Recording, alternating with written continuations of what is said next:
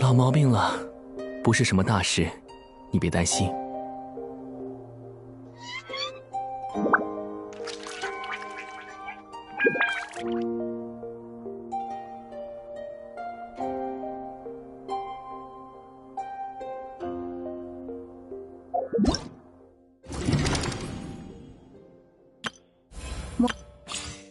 魔术开场。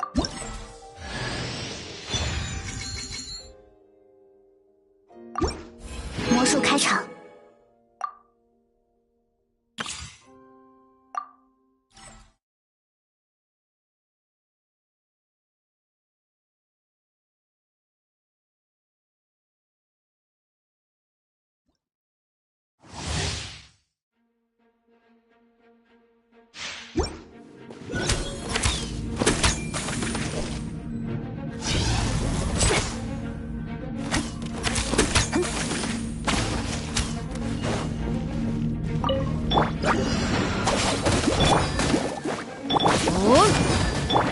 惊喜连连，响起你的掌声！好，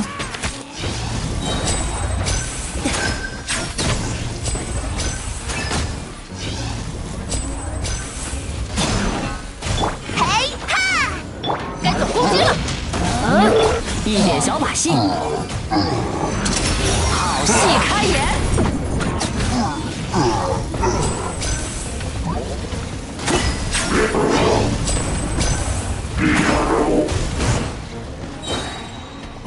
惊喜连连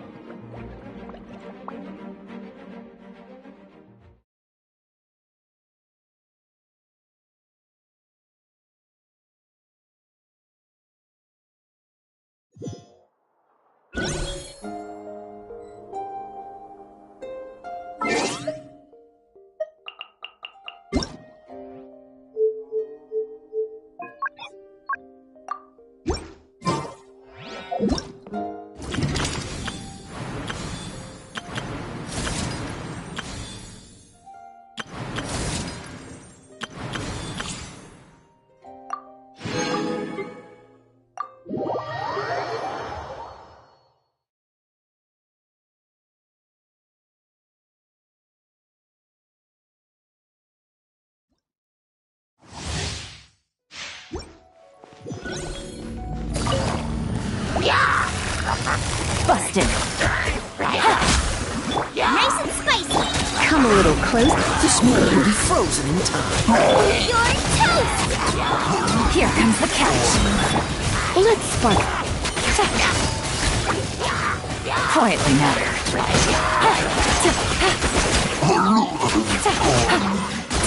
Bubba, get them. Oh, so sorry. Gotcha. Things are about to get dicey. Nice and spicy.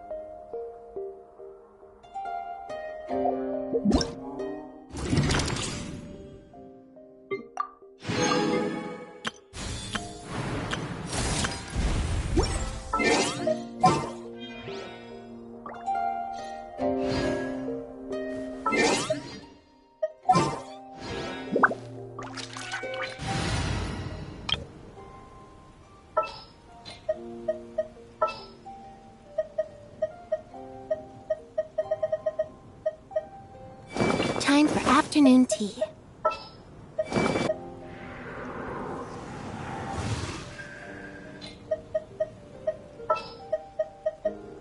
How long will this require exactly? Hopefully this won't take long.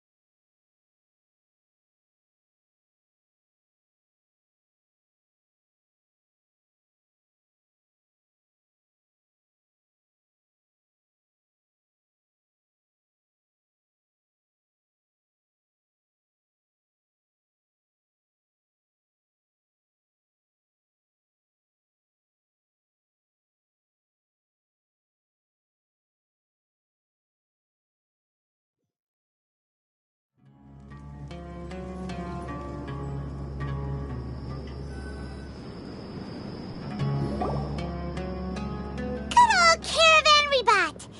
Now let Paimon think. Oh, Paimon remembers! Nahita's consciousness had been trapped by the doctor, but we followed the clues she left behind to help her. So much time has already passed since then, and it seems Sumeru's changing for the better now that Nahita's in charge, right? Paimon just hopes this peace will last a long time, and then Nahita won't have any more new problems to deal with. Yeah, guess you're right. Come to think of it, maybe it's all because of you. Maybe you're just a magnet for trouble. Huh? Me? Before Paimon ran into you, Paimon never ran into any trouble. At most, when she was super tired, Paimon got caught in some strange whirlpool and sucked out into sea.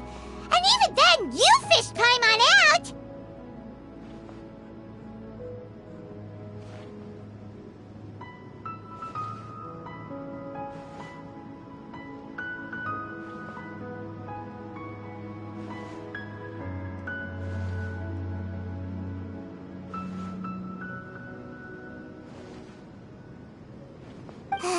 Anyway, for Nahita's sake, maybe we should think about heading to our next destination. Ah, look who it is. Running into you in a place like this? I can see you two still love wandering around. Oh, it's Dia! But never mind that. What brings you here? I just finished a commission in the desert for a usual client of mine. Nothing too interesting. Just escorting a shipment of goods. I'm on my way to report back. That's when I saw you two all the way over there, chatting away. What were you two... Huh? You serious? Can't say I saw that coming. But you are travelers after all. I guess you'd never stay for too long in one place.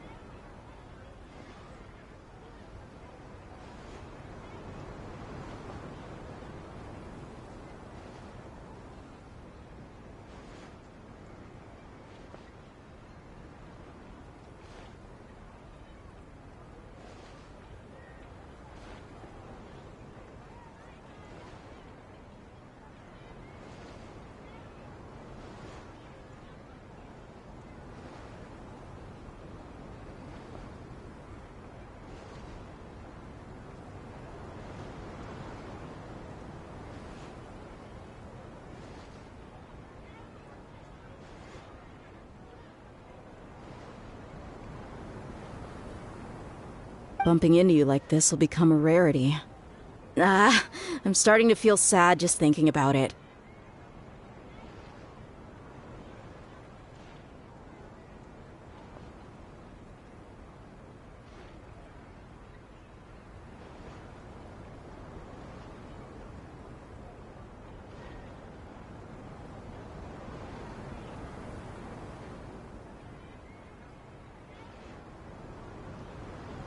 Hey, how about I gather a few Thanks, but no need.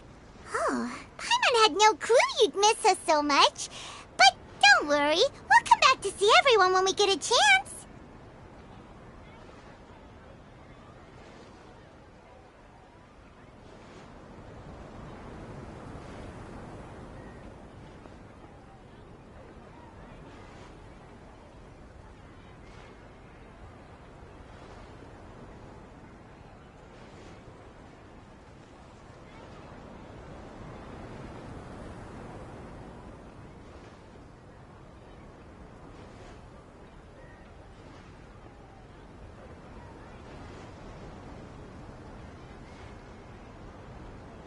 Sounds good.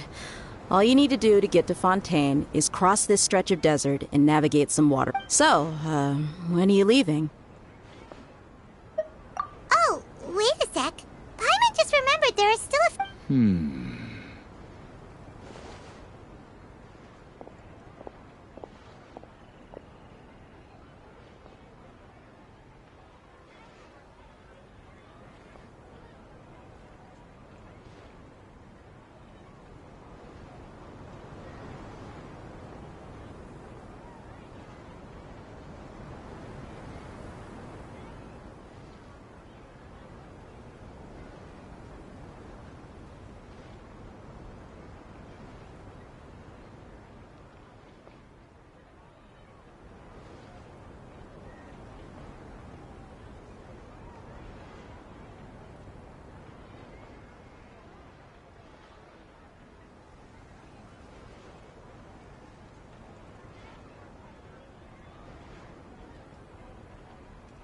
I see.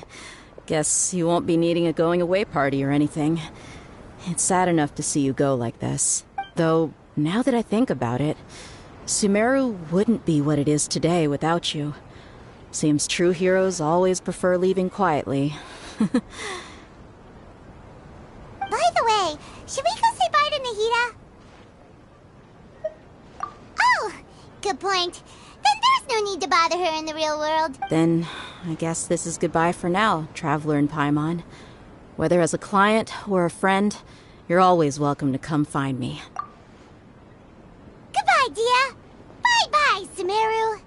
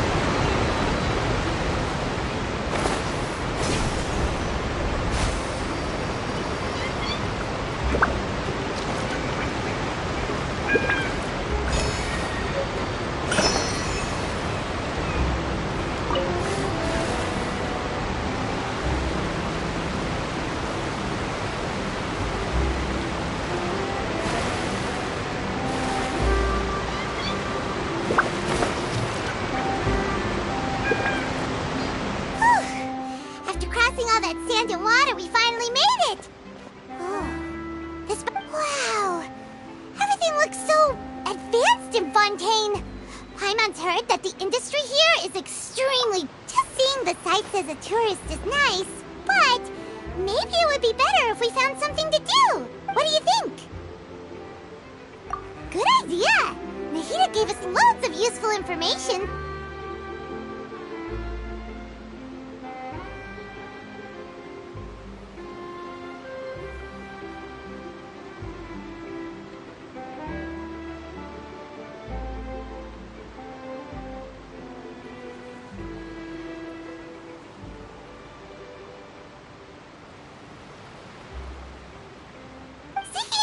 Is probably still our best source for information at this point.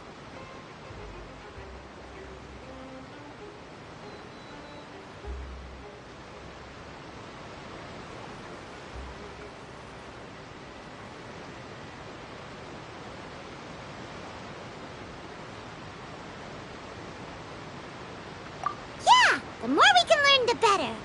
So, what do you think the Hydro Archon's like? Will we get along? Nahida said that she has a very unique personality, whatever that means.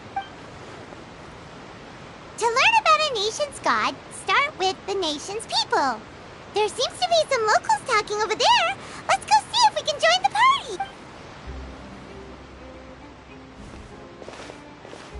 party. If you ask me, it's a tragedy how things ended for him. Clearly, he was a pretty decent person. Yeah, I didn't expect that kind of ending for him.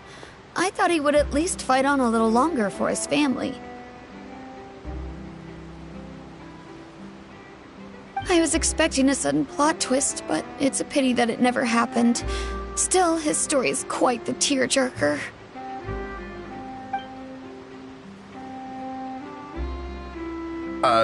Excuse me. Can I help you two? I couldn't help but notice you standing here listening.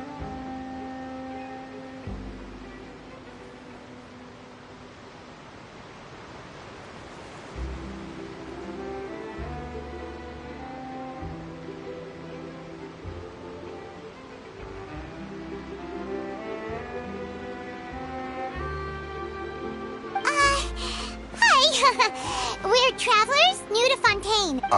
Play? Oh, no.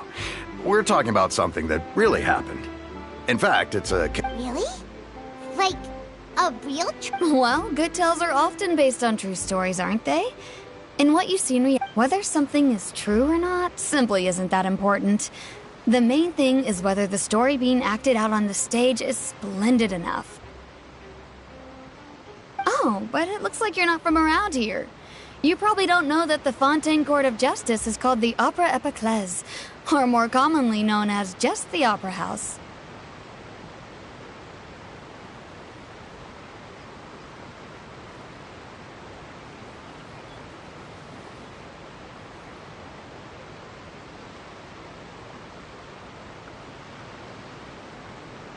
But, shouldn't court cases be treated a little more seriously than that? Not to question Fontaine's way of doing things. It's just that putting someone on trial is usually a very serious thing.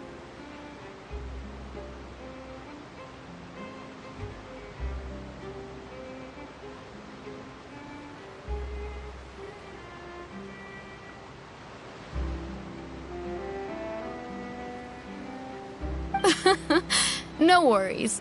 Other visitors to Fontaine have wondered the same thing. You could say that we just don't want to waste the moving stories behind those cases. And as for your worries about whether the cases are treated with due reverence, we have the absolutely just and honorable Chief Justice Neuvillette, as well as the Oratrice Mécanique d'Analyse Cardinal, a machine created by the Archon.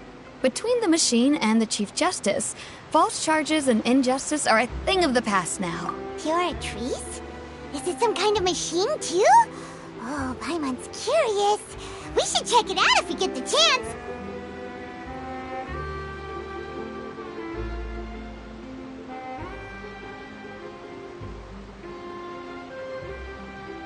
Wait, Paimon almost forgot to ask you our question. Do you know what we should do if we want to meet the Hydro Archon?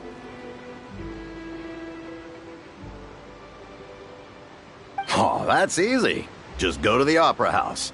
Lady Farina practically lives there. You could definitely say it's her biggest passion. I think what they mean is that they wished. In that case, I'm afraid it's going to be a tad more difficult. You'll have to make an appointment well in advance, and it'll depend on whether or not she has any time slots available. Huh. Is the Hydro Archon super busy taking care of official stuff? Wait, didn't you say that she's always at the Opera House? No. Lady Farina seldom takes an interest with the nation's affairs. The reason it's difficult to make an appointment is simply because she's incredibly popular.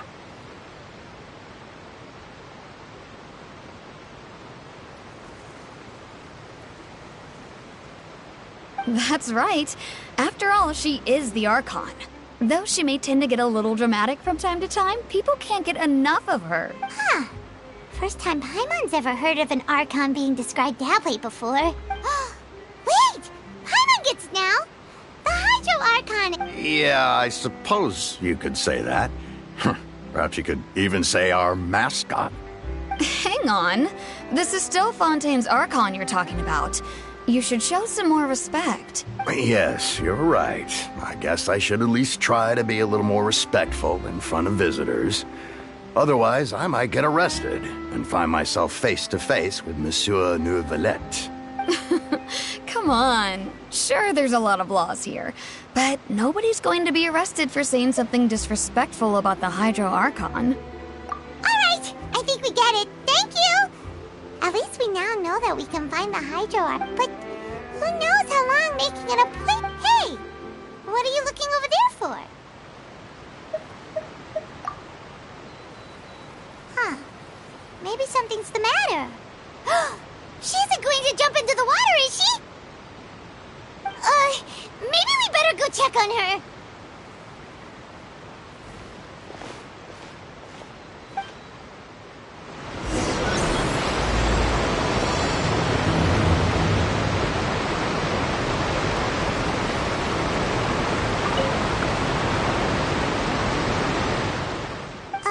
Hello there. Huh? I'm fine. Thanks. Oh, okay then. We just noticed that you seem to be worried about something. About many things, actually. But there's nothing I can do but just keep my troubles to myself. I was just reminiscing about a place my brother and I would play when we were kids. It was just atop that hill over there. See? You're pointing at the sea. Wait, are you saying that you and your brother lived in the water?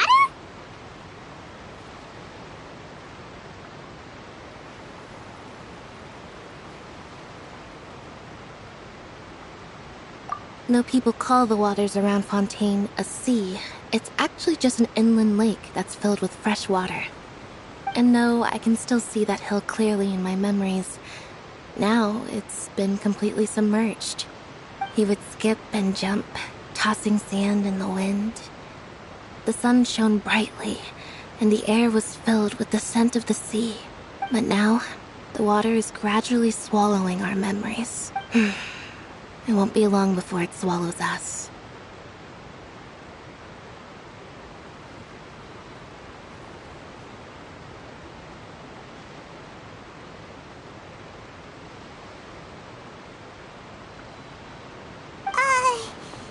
Sorry. Paimon doesn't really get what you mean. I don't believe we've had the pleasure of meeting. Are you Lynette's new friends? Oh, and you are? Thanks for looking after my sister. She often comes here to reminisce about our childhood, that's all. There's no need for any concern. Allow me to introduce myself.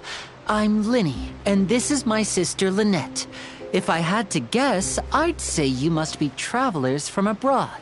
Nice to meet you. Paimon is Paimon, and this is the Traveler. We just arrived in Fontaine. We were just talking with your sister. Even though we didn't really get what she was saying. I see. It's unusual for Lynette to be so willing to talk with anyone. In fact, she seldom speaks at all. I'm usually the only one she ever talks to.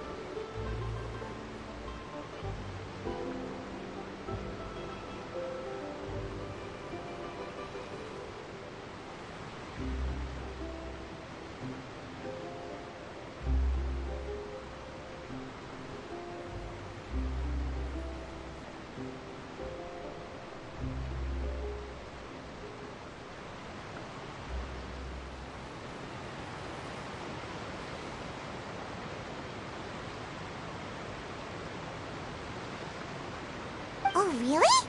Then you two are just like us! Paimon's always the one talking for some reason.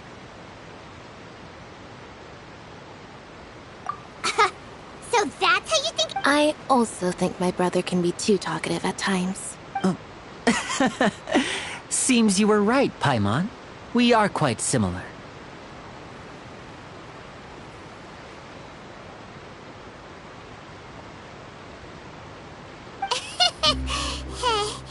So, what did Lynette mean just now when she said that the water is engulfing your memories, and that it won't be long before it engulfs you too? Oh, that. It's from a prophecy that's been circulating in Fontaine for some time now.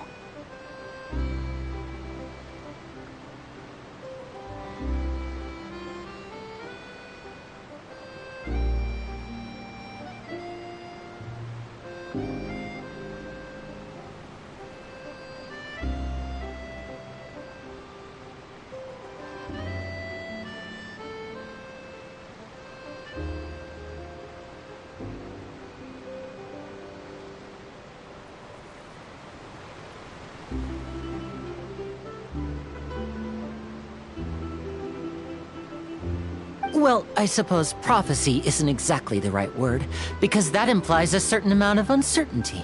There's no doubt where to begin. Let's put that question on hold for a moment. We still haven't formally greeted each other yet, have we? Did all the introductions earlier not count? Hello, traveler.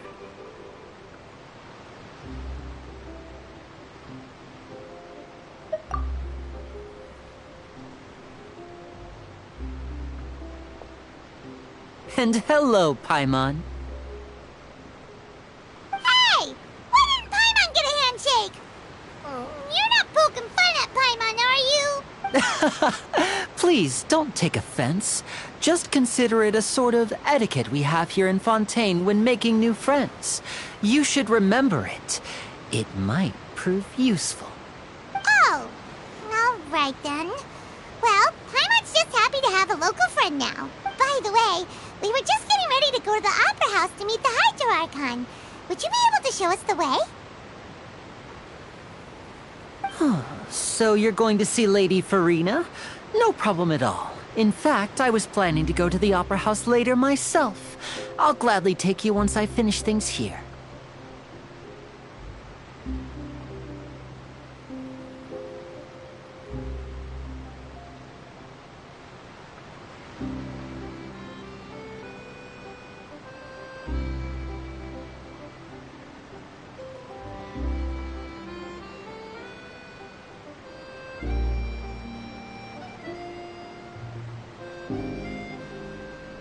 Please follow me.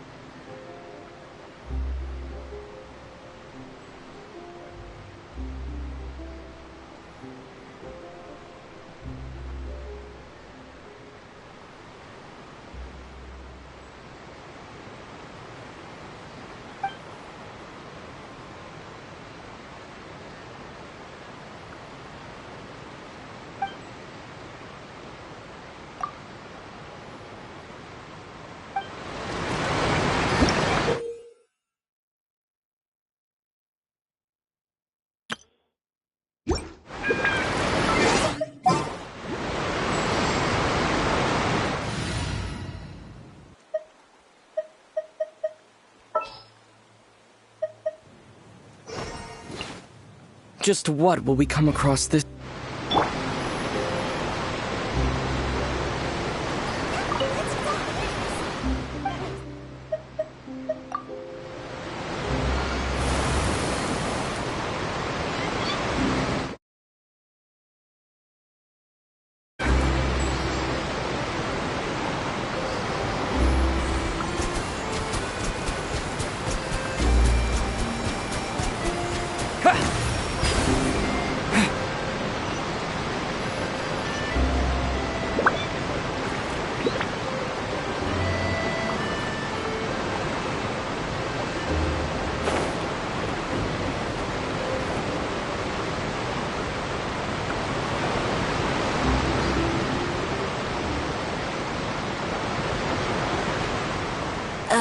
You said you were going to see Lady Farina?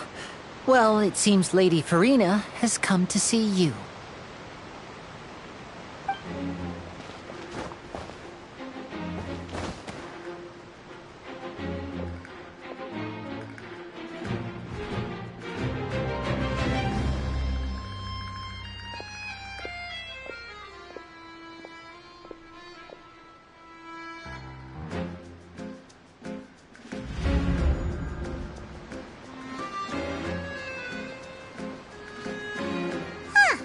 So, she's the Hydro Archon?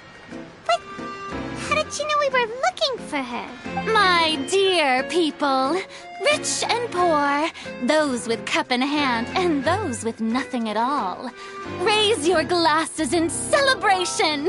If you don't have one, then just raise your hand in lieu.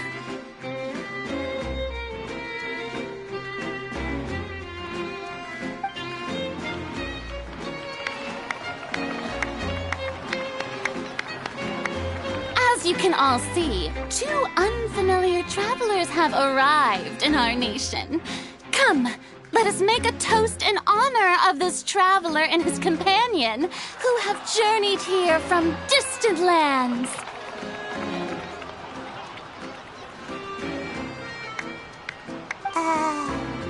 Is she talking about us?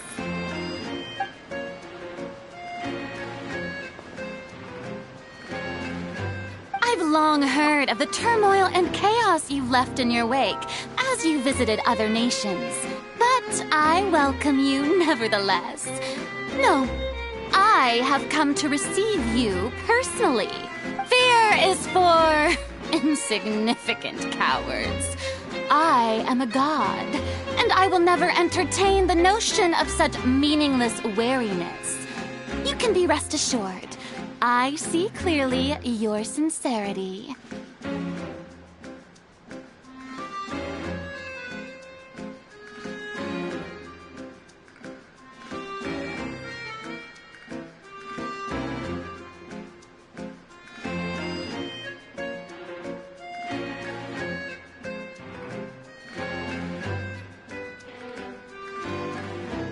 course, seeking an audience with me is the most sensible thing to do. It will allow you to truly behold my power and witness my authority. Intelligent people always gather under the correct banner. I, Focalor, hereby welcome you to the nation of Hydro and acknowledge the value and significance of your trip. Now, you may rejoice in this. Yeah, Paimon still can't believe it. But the Hydro Archon's entrance was, how should Paimon describe it? A little, Miss Hydro Archon? How did you know we were coming? I see. As Outlanders, you inevitably lack even some of the most basic understanding. Don't forget that even the gods can be divided into the mediocre and the excellent. I suppose it's only natural for you to be awestruck by my abilities.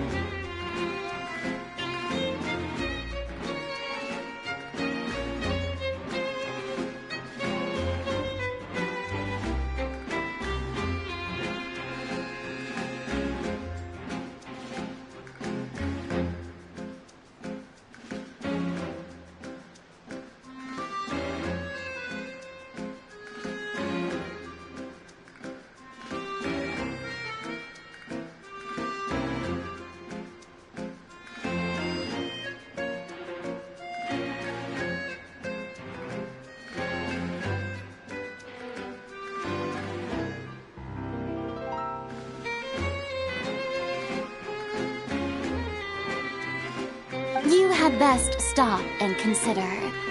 Do you really have the noble qualities and etiquette necessary to communicate with a god? All it takes is a flick of my finger for me to know everything about you. Whoa, talk about sounding high and mighty. Oh? What's with these looks? Perhaps the welcoming ceremony still isn't enough? What else should I say then?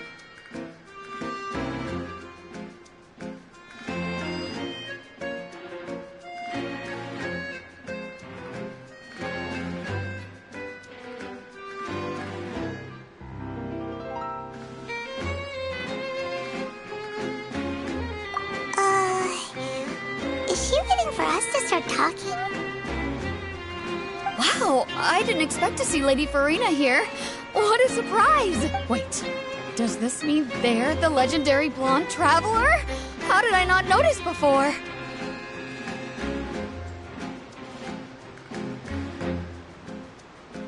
Hey, what's all the commotion? Oh, is that Lady Furina? Is there some kind of drama going on?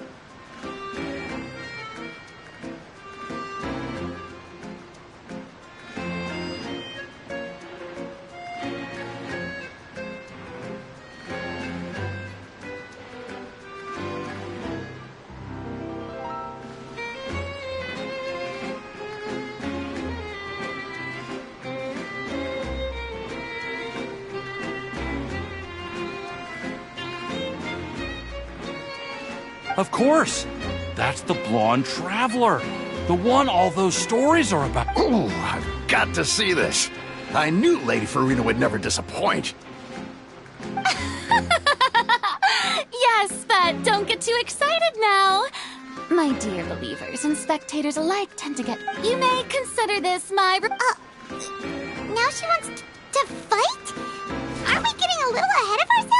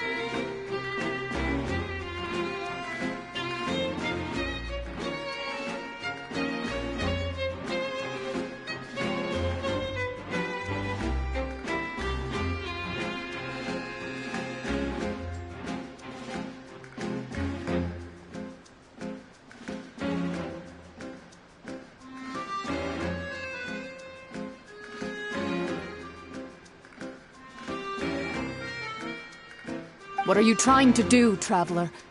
Provoking a god in front of her people?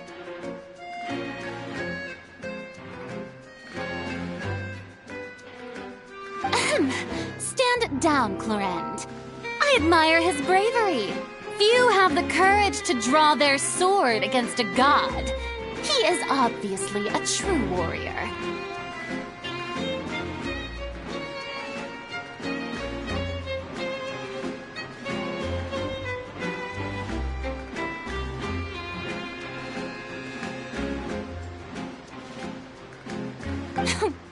Unfortunately, people nowadays only crave to be thrilled, and a mere duel will not slake their thirst for excitement.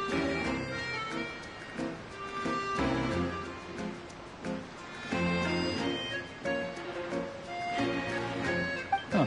Yeah, she's right. Just a duel wouldn't be all that interesting.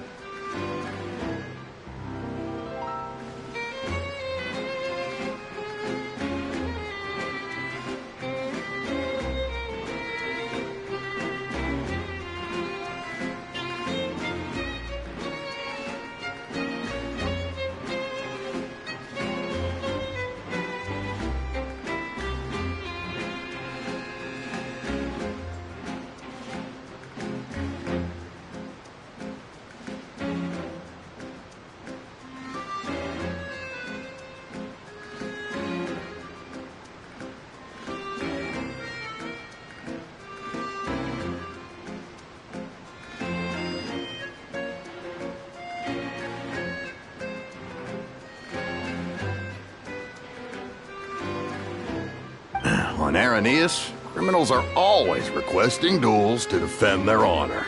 You're getting a bit old, to tell the truth. You see. Then, All right. Right. This is Fontaine, after all. Such a grand opera house. It would be a pity not to use it. Why do you care so much about the crowd's reactions? Seems you've spent a little too much time in the opera house. Besides, how exactly do you plan to have a duel in court? You mean you're going to put us on trial?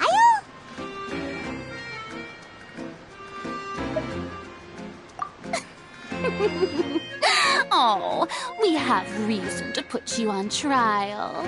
It's obvious, isn't it? According to Fontaine law, no one is permitted to release any flying objects within Fontaine city limits during the first 3 days of each month. You are clearly guilty of violating this law, no?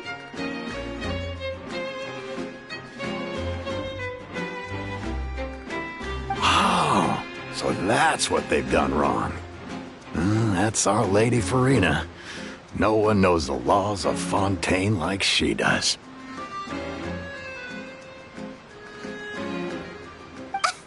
You call that obvious? What kind of law is that? Wait, flying object? Precisely! Now, if you two have no objections, then in the name of the Hydro Archon, I order your arrest. My apologies, Lady Farina. I don't mean to spoil the fun.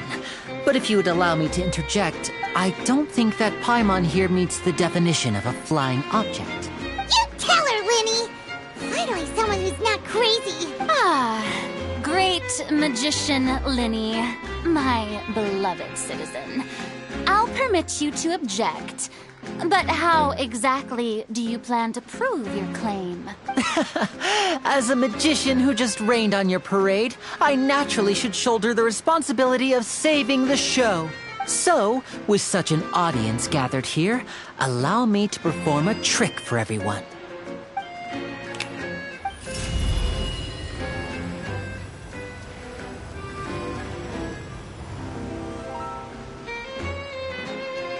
Ta-da! What's that on Paimon's back? Hey, when did you do that?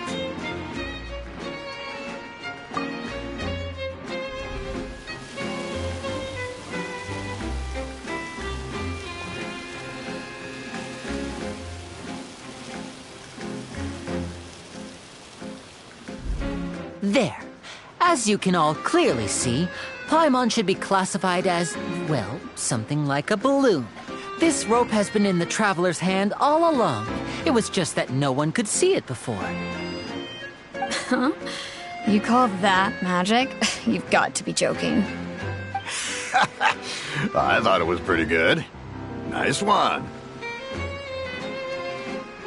Huh. I'm not sure what to think.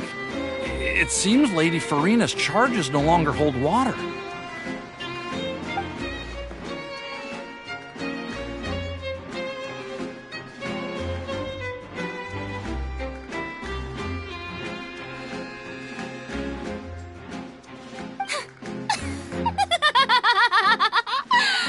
Amusing. Very amusing, Linny. Just the sort of unexpected twist that I enjoy. With you here, today's performance can finally be called complete. Performance? You see all this as a performance? In which case, consider the matter of your trial resolved. The god of justice will not bring charges against an innocent person. But when there are valid grounds, I will not only judge travelers from abroad, but even the gods of other lands.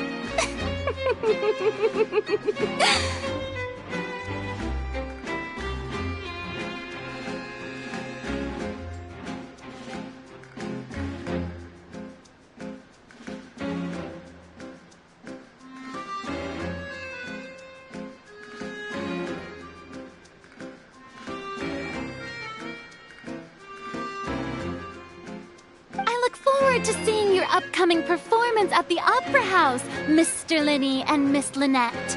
That's enough for now. Toodaloo!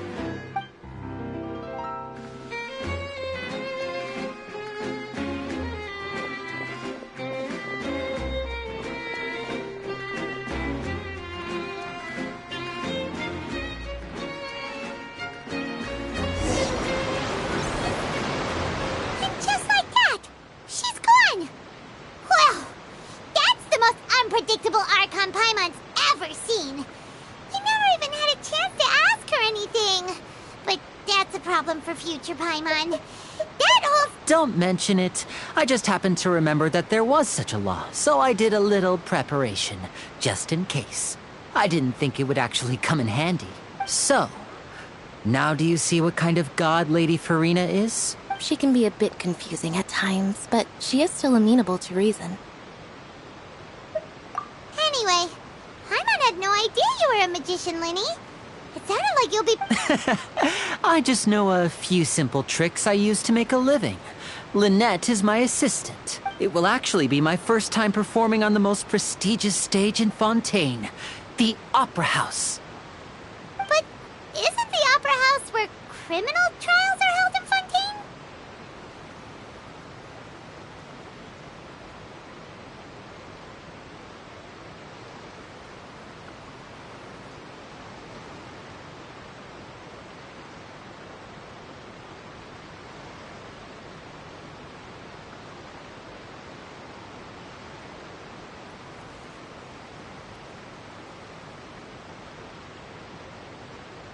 When there are no public trials being held, the Opera House hosts a variety of other performances.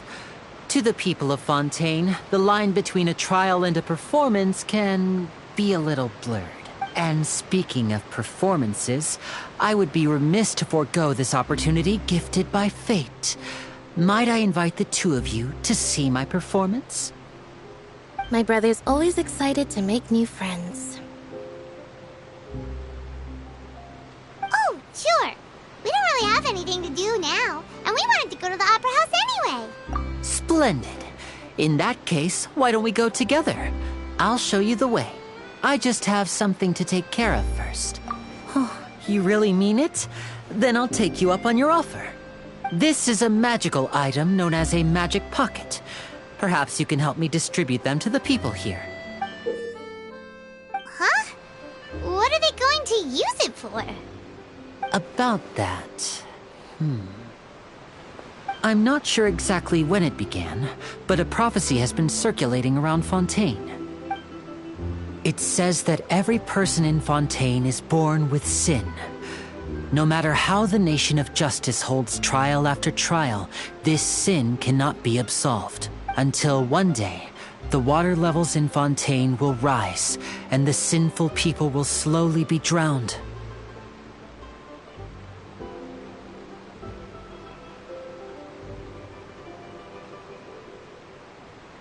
In the end, the people will all be dissolved into the waters, and only the Hydro Archon will remain, weeping on her throne. Only then will the sins of the people of Fontaine be washed away. That sounds pretty gloomy. Why are people in Fontaine born with sin? What is that supposed to mean? There are lots of guesses. Some say that the ancestors of Fontaine stole the power of the seas and stirred its wrath. Others say that the people of Fontaine never heeded the first Hydro Archon's warnings and offended Celestia. But here in Fontaine, evidence is what matters. There hasn't been concrete evidence for any of these claims, so they can only be regarded as conjecture. If even the people in Fontaine don't know what sin they committed, wouldn't it... That's exactly what the people did at first. But in the last few years, the water levels in Fontaine have actually started rising. Many places have already been completely submerged, and now lie beneath the sea. Many people carry on with their lives as before and shrug it off as a natural phenomenon. But my family and I think that the people of Fontaine shouldn't ignore the possibility, which would end up sentencing them to death. We hope that at least the people who reside near the waterfront can move away before it's too late. So, we've started distributing magic pockets to them.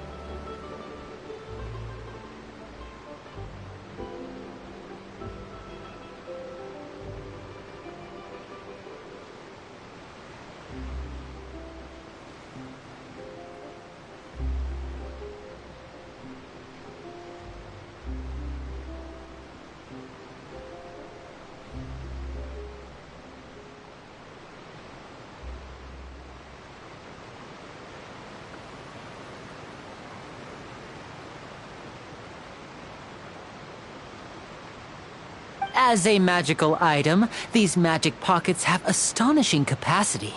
I'm sure they will come in handy when people are moving their belongings. Oh, Paimon gets it! It's like preparing for a rainy day! But this is more than a bit of rain.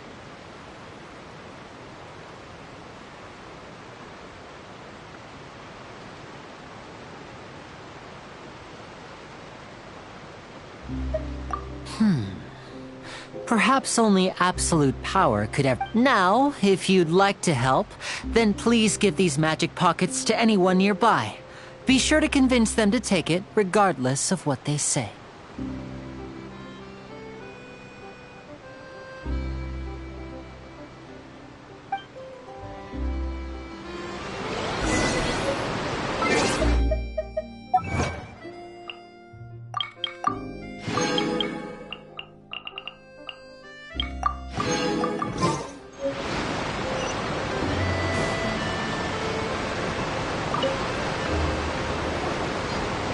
So you're the blonde traveler that...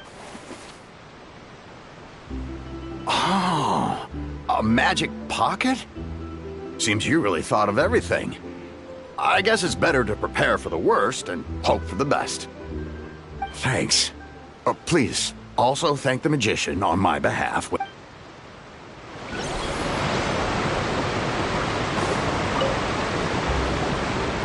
What's this? So you also believe in the prophecy. Keep it. I won't have any use for it. What? You mean you don't believe in the prophecy? No, I believe in the prophecy. But I also believe in another story.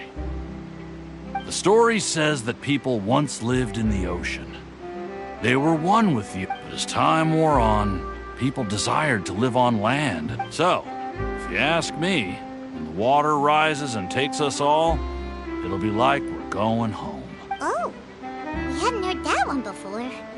But people can't live underwater. They'll die. You should probably still take it. All right, I'll take it. I guess I just feel that being dissolved into the water doesn't necessarily mean death.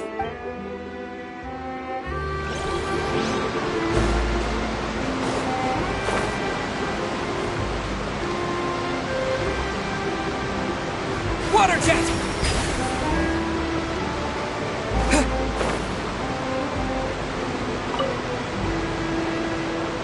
Huh? I don't want that thing. Way I see it, if the prophecy's true, it's still gonna be a long time before the water can cover everything. Life is all about living in the moment. What use is there in worrying about the future all the time? You should still take it. Oh, all right, fine. Thanks. It's just that...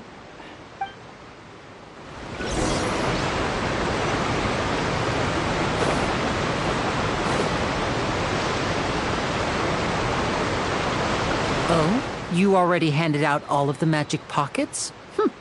That was fast. So, yes, but that will change once disaster strikes. I know they'll change their minds, so it's only right to help them prepare. Is there anything else you need to do before we leave? Yes, one last thing. I have the magic pockets made by a workshop in the court of Fontaine. So, you want to collect materials? Just tell us what the materials look like. Oh, that would be much appreciated. We'll need some Romaritime flowers. I remember seeing them near the waterfront on the east side.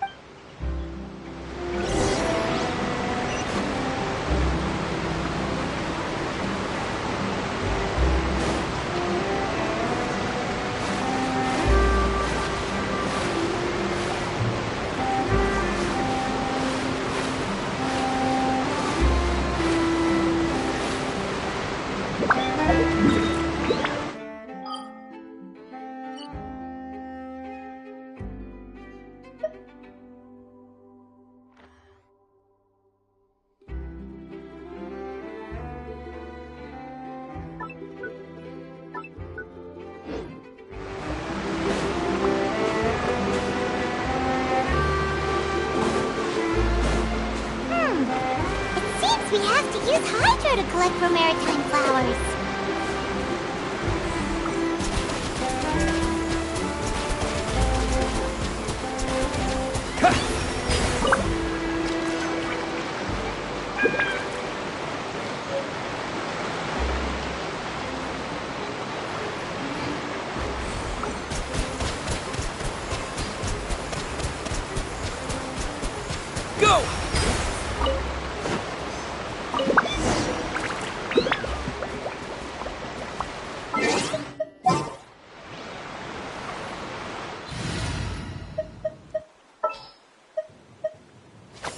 Very well. I shall put my official duties to one.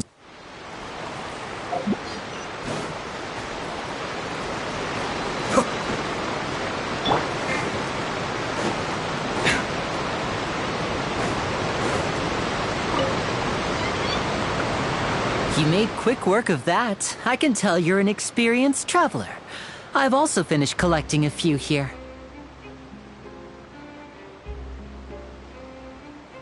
Maybe next time you'll feel like helping too, Lynette.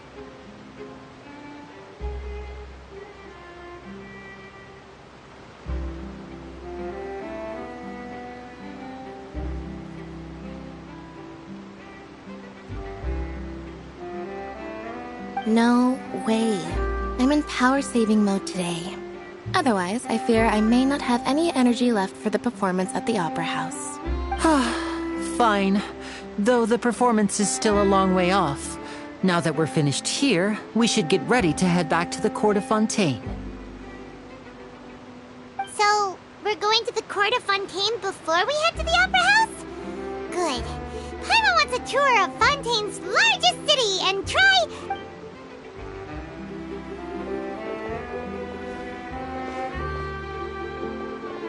Wait, shh. Have you noticed that person over there? The young girl. Huh? What's wrong with her? Paimon didn't notice anything. She's obviously a thief. Magicians and thieves practice similar methods. We divert attention, and a distracted audience is one that won't discover what you're really doing. Watch her movements carefully.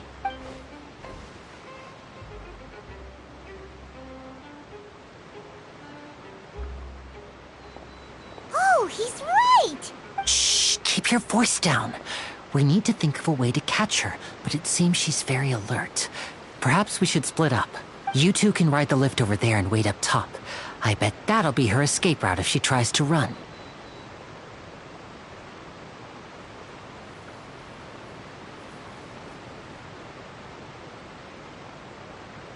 All right, let's go.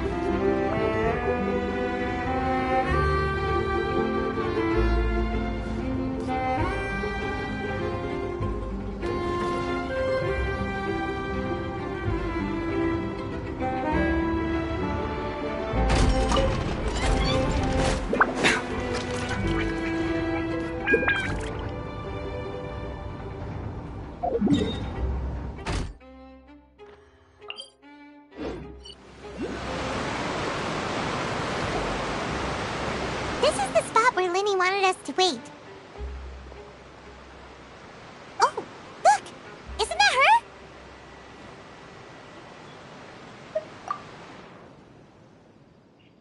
Oh no! Did she notice us? What should we do? Should we chase her? You're right. She might Nothing's happened for a while now. Paimon wonders if Lyney caught the thief. Yeah, let's go.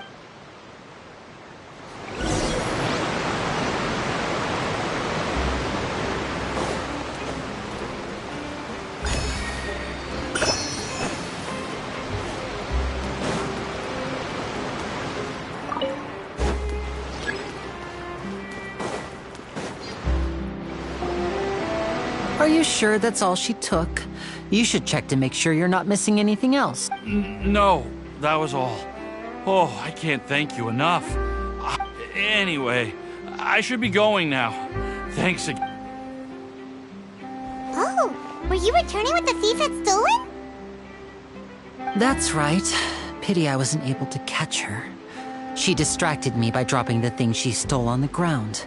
By the time I looked back, she was already gone. I saw the general direction she went, but Lenny twisted his ankle, and I needed to make sure he was okay. Oh, did you get hurt, Lenny? I'll be all right. It's just a twisted ankle, that's all. In fact, it's feeling better already.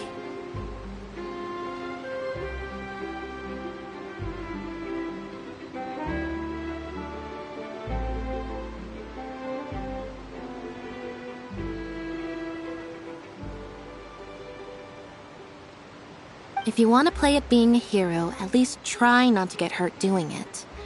Imagine what would happen if you managed to derail our performance as a result.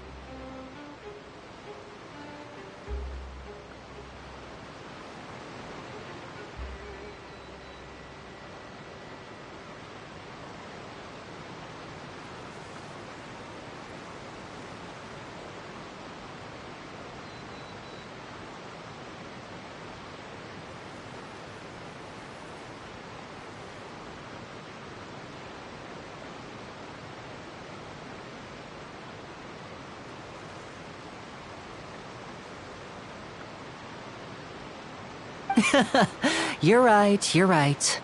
Sorry, Lynette. I have to admit that the thief was even more skilled than I had anticipated. But at least we were able to get the stolen items back, so it wasn't a complete failure. What a slippery little thief! Guess things turned out all right in the end, though. All right, let's put this little detour behind us. We should go to the Court of Fontaine now.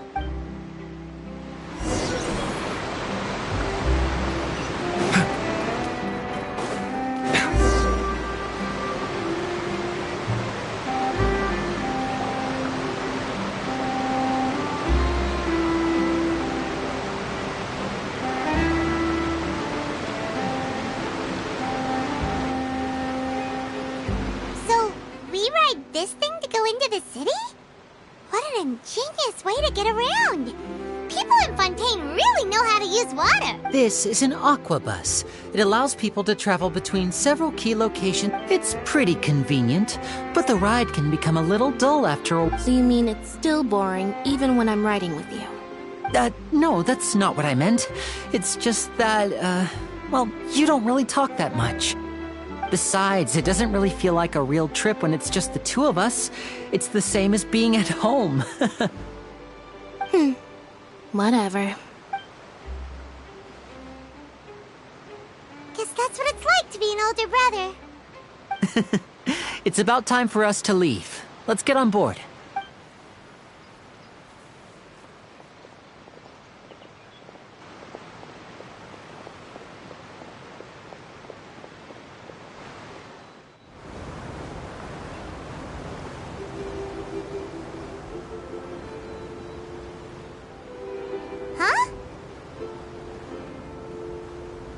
What?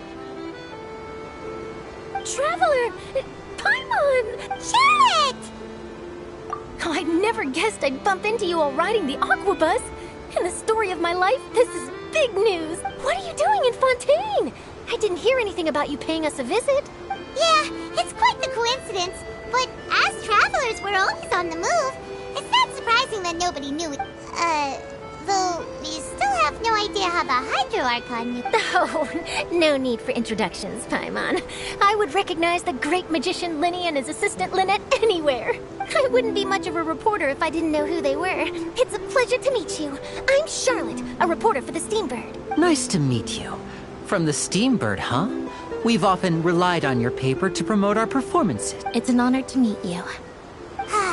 Now that everyone knows each other, Fontaine suddenly does... So, what have you been up to lately, Charlotte? Any big news?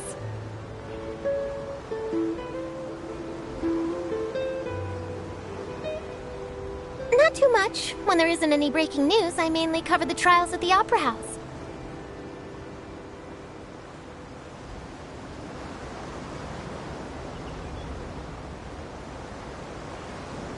You could still manage to keep readers' attention as long as you tell things from a clever enough angle, even if it's the same old topics. For example, reporting on how a scammer once deceived vulnerable girls into relationships, or how a financial criminal was once so poor that they ate a single piece of bread for 5 days. Ah, you're right. Seems you know me pretty well. What I'm really after is exclusive, sensational news pieces that could shake the country. These smaller stories are a waste of my talents. Oh, I just remembered. I've been following a case lately. Well, a series of cases, actually. You mean the serial disappearances of young women case? That's right! These stories are the talk of the town right now, and it's probably the most mysterious case we've ever seen. If I'm the first with a draft ready to publish when the case is finally cracked, and it's the headline story in the Steambird, oh, when that happens, I bet all the other reporters will shed tears of envy. I've already gathered all kinds of materials. I just can't wait for the truth to be revealed. So, what is the serial disappearances of young women case? You mean the culprit hasn't been found? That's right. The first missing girl case happened almost 20 years ago, and ever since after a period of time. But the scariest part is that many suspects have been arrested over the years in connection with this case, but shortly after each arrest, another disappearance would always happen. Yes, it's possible, but... Yes, I agree. And at the very least, the family of those missing girls deserves some sort of explanation. I just imagined for a second what I would do if Lynette were to suddenly disappear. I'd pay any price to get her back, and then find a way to track down the culprit.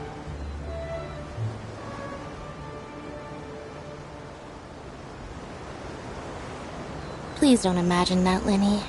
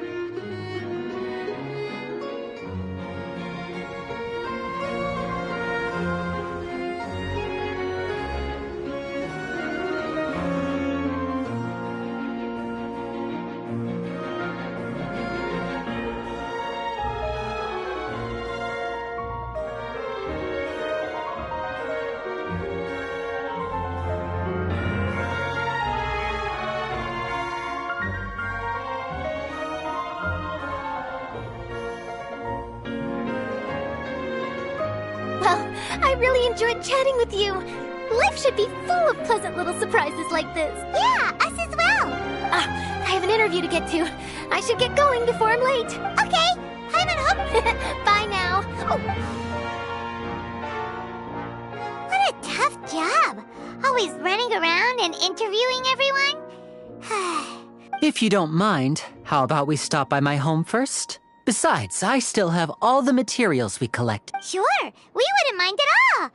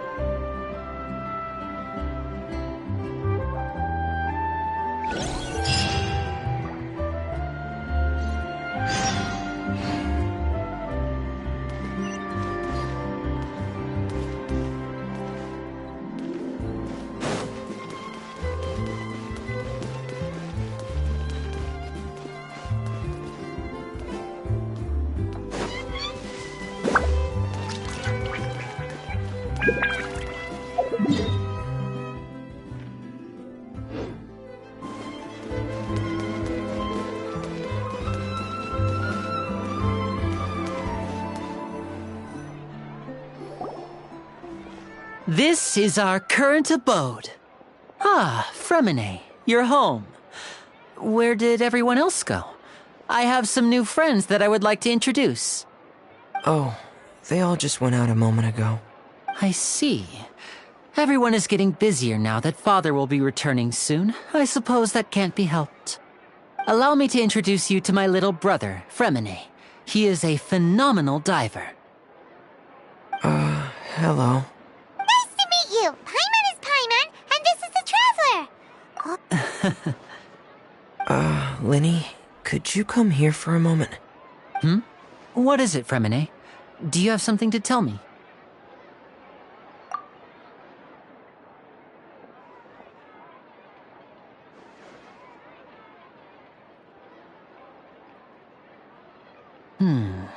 Okay, I see.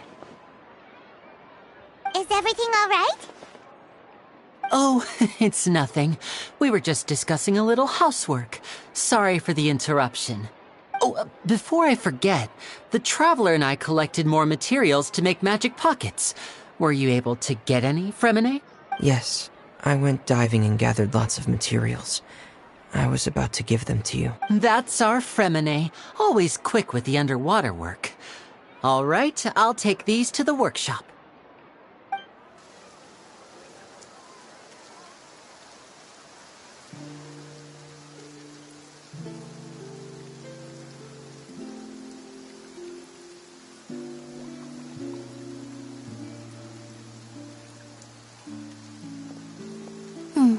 Looks like rain. Oh, you're right. But wasn't it clear and sunny just a moment ago? I'm afraid that's just how it is here. It often rains on days where there are trials being held in the Opera House, but don't worry, it'll clear up soon enough. What's wrong, Fremine? There's a legend about the rain that I tend to believe. It's said that a dragon of water once resided in Fontaine. Though we don't know where the dragon went, every time it weeps, the skies will cloud up and pour out rain.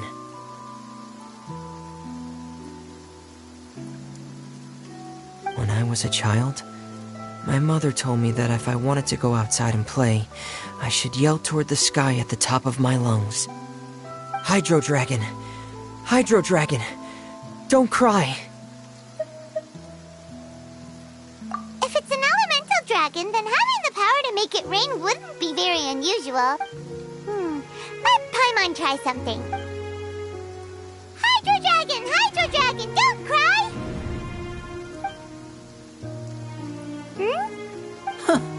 Doesn't seem to be of any use. It is just a legend after all. You know, you might be a more popular magician if you understood the concept of romanticism. Or could at least play along. Sorry, it might be because we've never met the Hydro Dragon. Perhaps it can't be comforted by the words of strangers.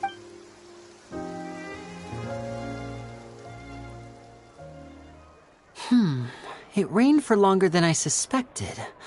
Oh, it's already getting late. Was there something you needed to do, Linny? Yeah, some preparations for the show at the Opera House. I need to find a way to catch the last Aquabus of the day. On the day of the performance, just ride the Aquabus to the island of Araneus. I'll have Lynette meet you at the fountain in— are you leaving now? What is it, Fremine? I'm in a hurry. Oh, I get it. You feel nervous delivering the materials for the magic pockets, is that it?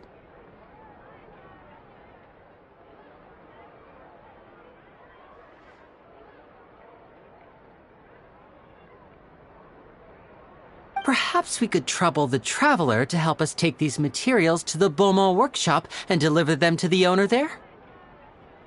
I'm afraid that Fremine can be quite introverted, and the boss there tends to be pretty talkative. Fremine has always been a little afraid of her.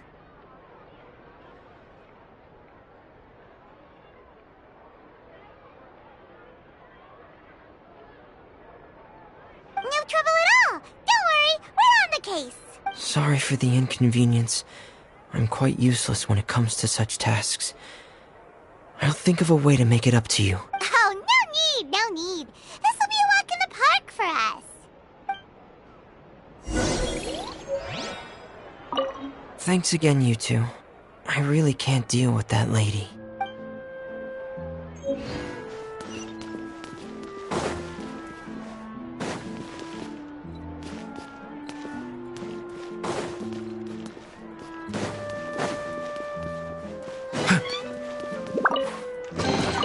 What? So all that running around was for this?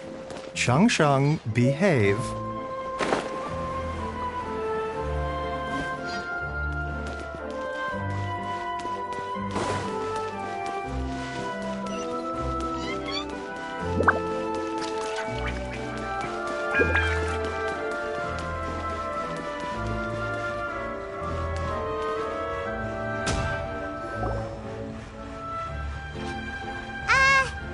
Hello? Is there anyone here?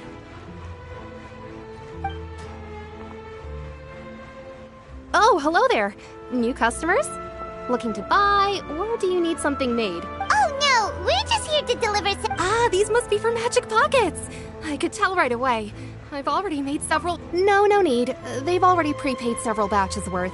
When they told me what they'd be using them for, I even offered them a discount.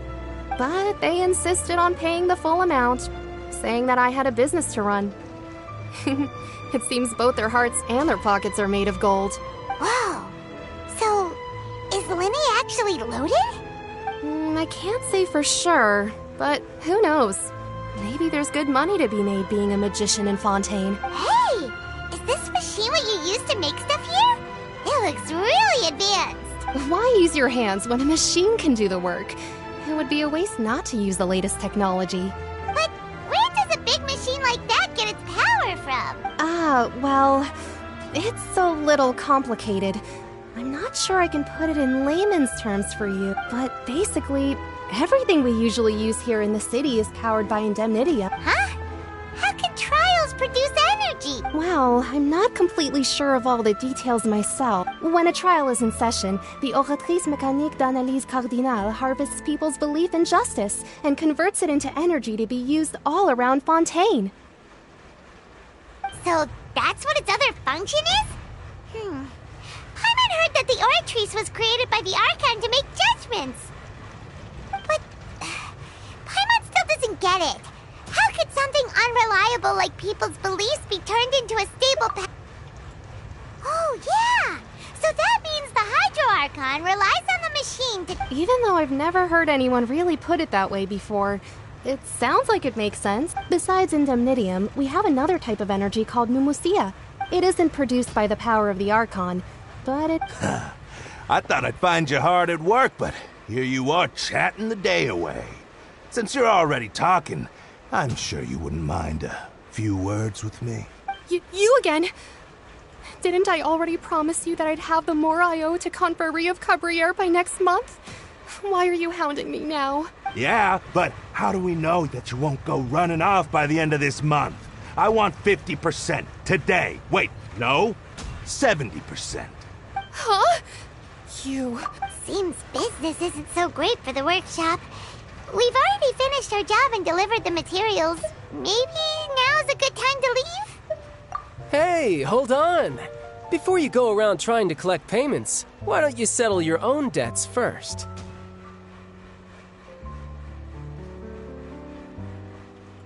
If Confrérie of Cabriere wants to poach clients from Northland Bank, that's fine.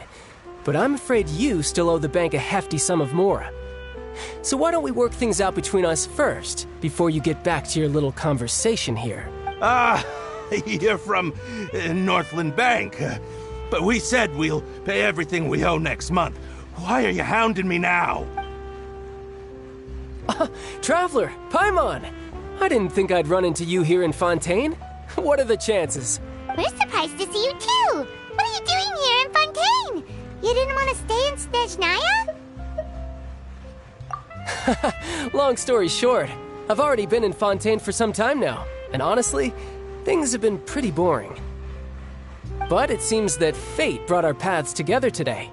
Not only will I have some good friends here now, but ones who always seem to find trouble. Either way you look at it, it seems things are going to get a lot more interesting now.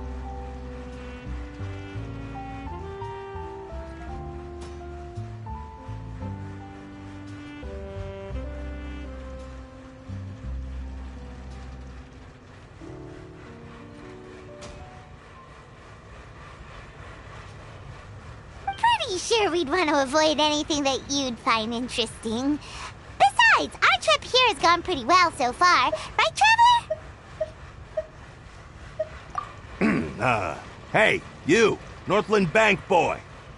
Aren't you forgetting something? Don't interrupt. It's not often I run into the Traveler like this. Why don't you wait for me over there for a while? You kidding? Aren't you the one looking for us? You really expect us to sit and twiddle our thumbs while you catch up with your friends?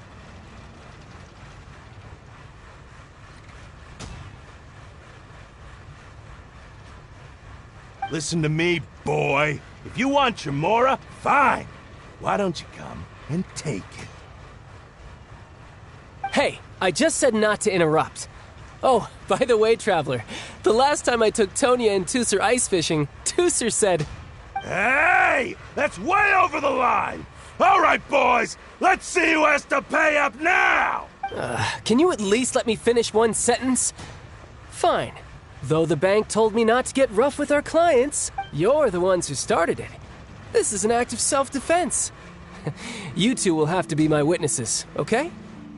I'm sure this won't take long.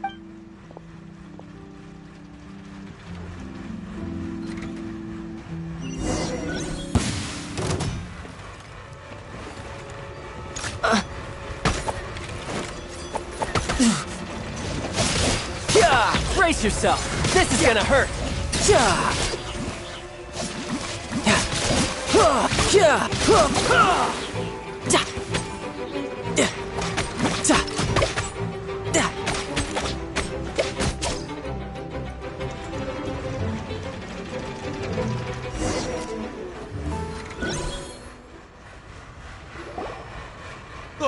What's your deal, Brad? How are you so strong if you're just a staffer from Snezhnaya's Northland Bank? Wait, don't tell me you're... Oh, now you notice. It's a little late, don't you think? Just make sure you understand that you don't mess with Northland Bank. Got it?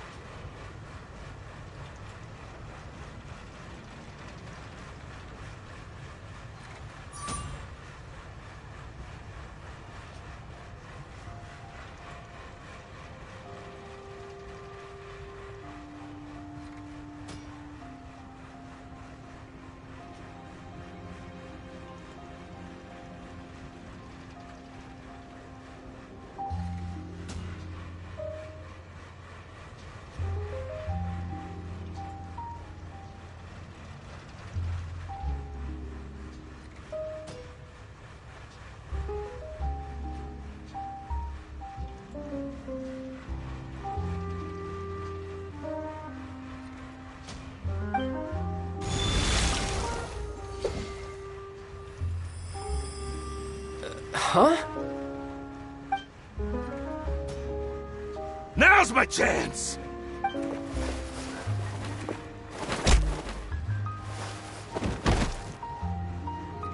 Huh. That was weird.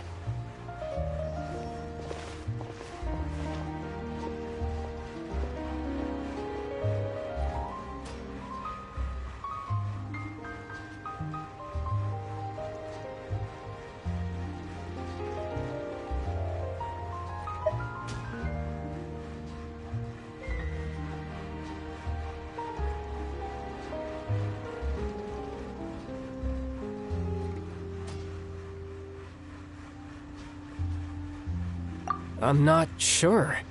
It's as if I suddenly lost control of my hydro powers when I needed them. Maybe there's something wrong with my vision? Strange. How could that happen? First time Paimon's ever heard of someone losing control of their vision. Never mind. It doesn't matter. If I want to stay sharp, I shouldn't be relying too much on my vision anyway. Besides, I always have my delusion in case I need it. So what are you doing in Fontaine, child? And don't say it's work for Northland Bank. Well, I guess it's because I've been in a bad mood lately. Huh? What kind of reason is that? Wait, since when do you feel down about anything? I don't know. Maybe I still have a lot to learn about myself, but recently, there seems to be some sort of restless power stirring inside of me. And I don't know why, but every now and then I feel like I'm in a terrible mood.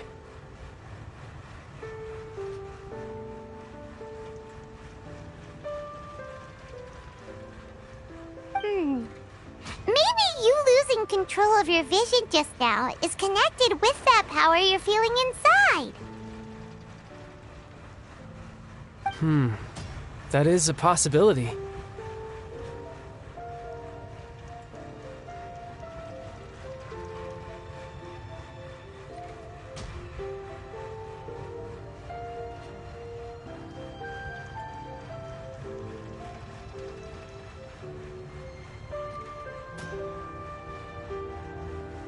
I can't remember if I ever mentioned it before, but when I was 14, I fell into some unknown abyss. It was during that time I learned nearly all of my abilities. The one who took me under her wing and taught me was named Skirk.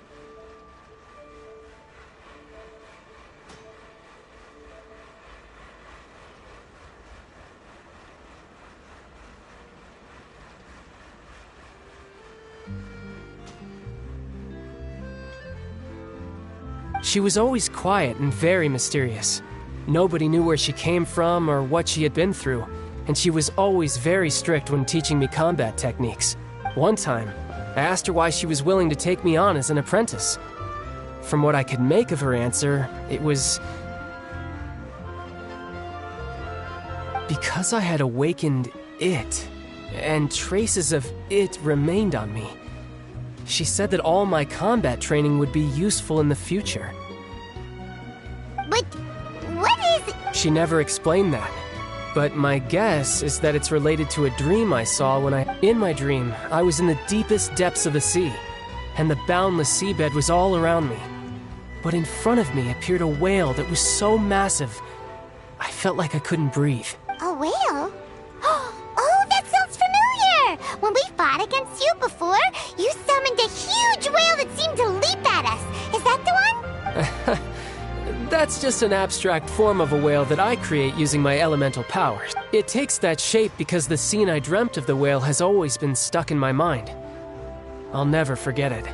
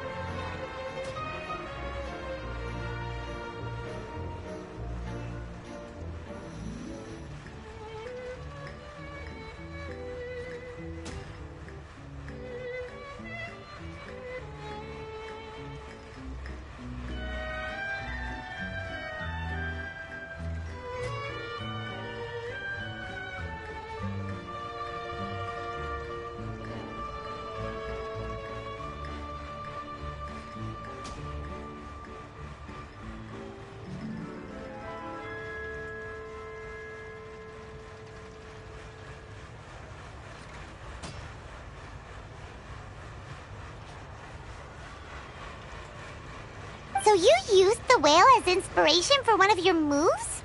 Huh. Seems a little twisted to Paimon. So why don't you just go ask your master? Maybe she knows the answer. You make it sound so easy. Ever since the incident I experienced there, I've never stopped searching for Master Skirk and that unknown abyss. But it's been years now, and I've still found nothing. There isn't even a trace of the place where I remember falling into the abyss. Oh, it sounds like some kind of ghost story. Yeah, I'm out of leads at this point, but there's nothing more I can do. It seems that strange encounters in this world tend to be elusive like that. Oh, seems the time really flies when I'm talking with you. I just remembered I have somewhere else I need to be, so I should get going. What? More work for the Northland Band? No, it's more of a personal appointment. Lately, I've been sparring with some of Fontaine's official champion duelists whenever I'm feeling bored. Official champion duelists? You mean it's their job to duel? Yep. In Fontaine, before a criminal goes to court, they're given one chance to defend their honor by requesting a duel with an official champion duelist. The champion duelists are all-powerful fighters selected from among the nation's best.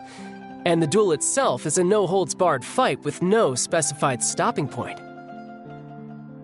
So engaging in such a duel is regarded as a symbol of defending your honor. If a criminal manages to win the duel, they'll be acquitted. But if they lose, they'll have no choice but to stand trial. And the worst-case scenario is that you're simply killed in the duel. Though it's rumored that Fontaine has a death penalty, from what I can tell, no one has ever been officially sentenced to death. So really, the only people who opt to duel are those who have suffered a grave injustice in being accused, or those who greatly value their honor. Otherwise, why gamble with your life? So, do many people actually get out of their trials by winning the duel? Apparently, it's exceedingly rare for anyone to actually win.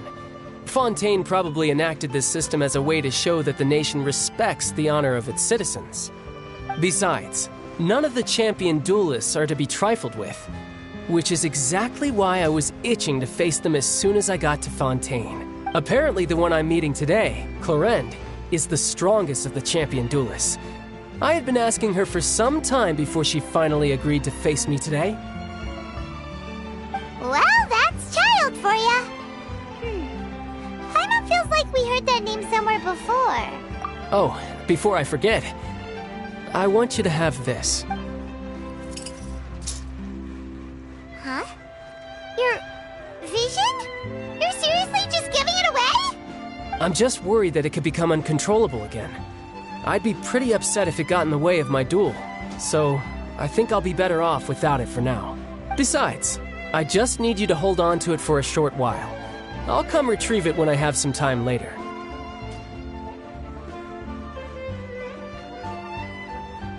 Paimon knows what you're up to. You just want an excuse to come talk to us again, don't you? Whatever gave you that idea?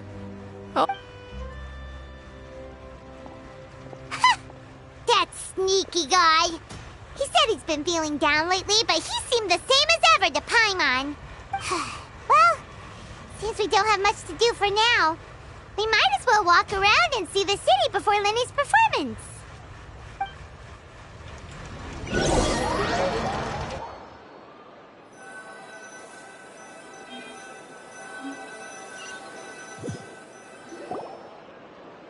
Wow! Who could have seen that coming? The reporter who was barely around for most of the story was the murderer all along! Sorry. Paimon was just surprised, that's all. Whew. Paimon never saw that twist coming. The murder mystery novels here are amazing. The whodunits here in Fontaine are a lot different than the light novels you see from Yae Publishing House. Both have their merits, but Paimon thinks it's so exciting to reach the moment when the mystery is uncovered, especially in the one Paimon was just... Oh, sorry about... Hey, shouldn't we be heading to the Opera House to see Lyney's performance soon? It's almost time for the show to start, so we should get going. Lyney said that the Opera House is on Aranias, so let's go ride the Aquabus!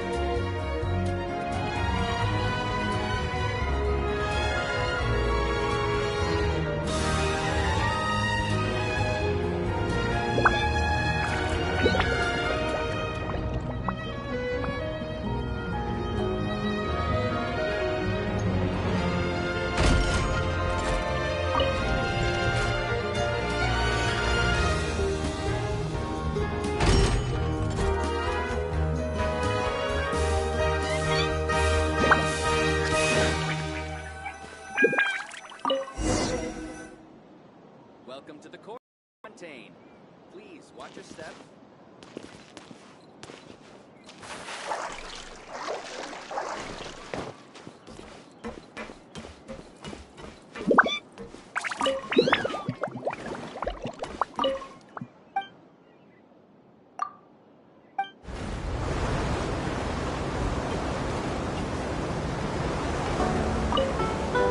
Welcome to the Navia line. I am Elfan. The boat will be departing imminently. Please do not stick your head, hands, or other body parts outside the boat. The Aquabus operator is not responsible for any accidents or injuries resulting from doing so. Also, please remember to buy the Steambird, though I don't read it myself. The destination of the current tour is Erinias. Points of interest worth visiting include the Fountain of Lucine and the Opera Epiclese. If you look to the left in the direction we are currently traveling, you will see the famous Fontaine Research Institute up in the sky. An experiment gone wrong turned new sightseeing opportunity. Human ingenuity truly is a wondrous thing.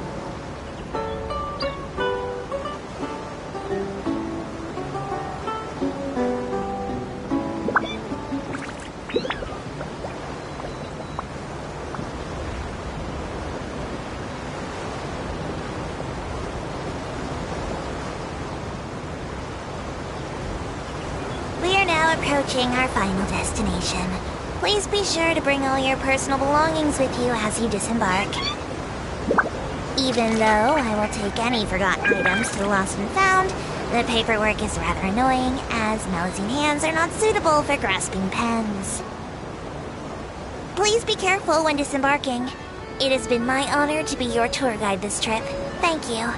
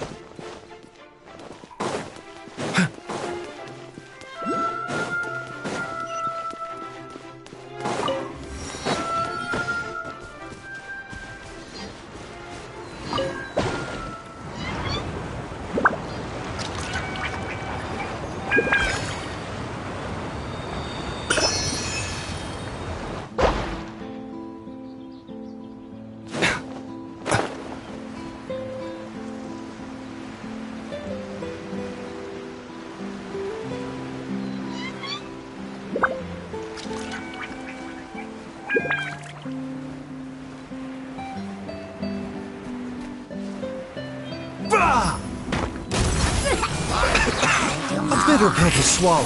Mind the side effects.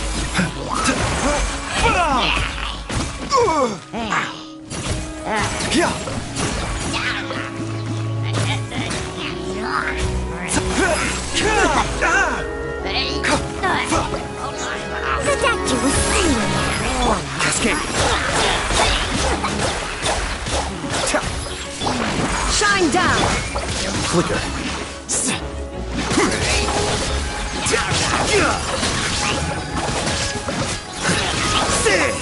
Diffract.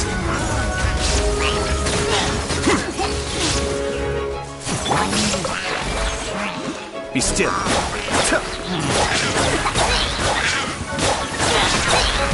There is no escape.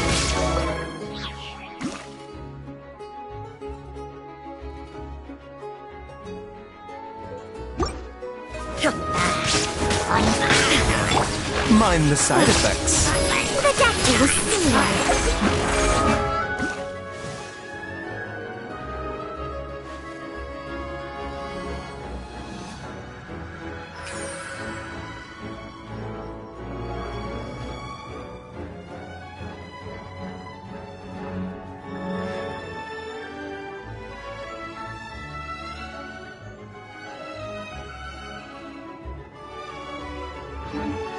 Remember, health comes first. Adept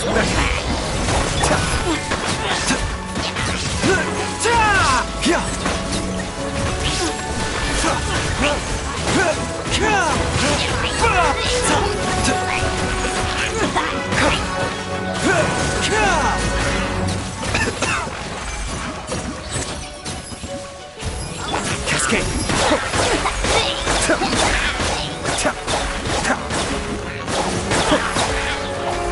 mind the deluge.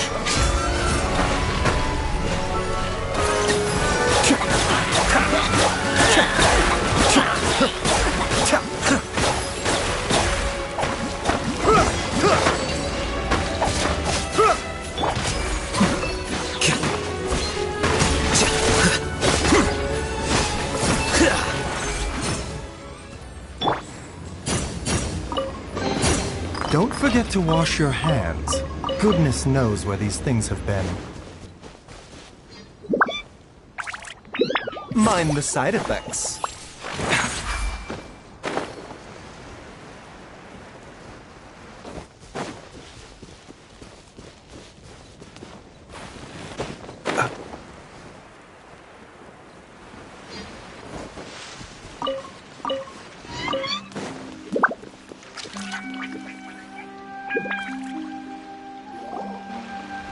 Whoa! Now this is fancy! The Opera Epiclese. What a place to hold it. Huh. Looks like there's a lot of people standing around the fountain up ahead. Oh, Archon, please bless us with a bright and healthy child. I don't know why you always feel the need to ask so much. I'll be happy as long as our child is healthy and lives a peaceful life. I guess if they're our kid, then there's no doubt they'll turn out smart. Maybe this is one of the customs in Fontaine. Vache. What's wrong? Vache. Vache. No, Paimon didn't say anything. Are you hearing things? Welcome to the Fountain of Lucine. All the water flowing through Fontaine converges here. It's customary for newlyweds to come here and wish for children. Lynette! You skipped. Lenny asked me to wait here for you, remember? Right. What do you mean? There are a lot of people here right now. Hey, you're not trying to. I see. In fact, you might not be imagining things at all. I suspect that what you heard is a result of your hypersensitivity to the hydro element. It's because of his sensitivity to the hydro element? When do you cry, Paimon? Wait, what? What does that have to do with. Just answer me. When do you cry? When Paimon's really sad? Oh, and when Paimon's super happy. Oh, and also when. Then you should understand that tears contain your most intense. Like I just mentioned, the Fountain of Lucine is where all the flowing water in Fontaine converges. Even the tears that fall to the ground will eventually gather here. So maybe what you heard was the intense emotion coming from someone's tears. So, what did the voice say? Huh. If you were hearing their emotion. Rather than worrying about them, don't let that calm look of his fool you. He tends to get pretty nervous just before a performance. So chatting with Lenny might help him relax a little before. Oh, right.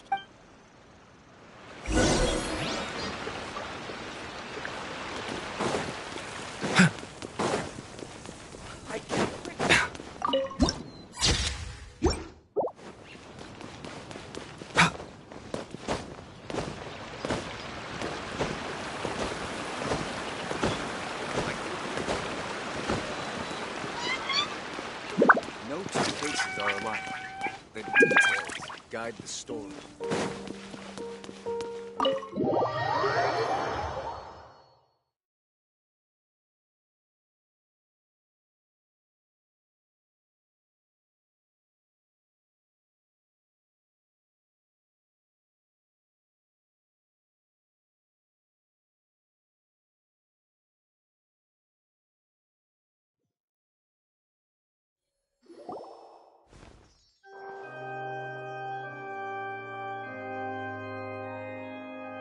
Traveler and Paimon, good to see you. I knew you two would come. Are you kidding? We wouldn't miss it for the world! I can tell, judging by how early you've arrived. But you're actually right on time. The audience still hasn't started entering the venue yet, which means now is the perfect chance for us to...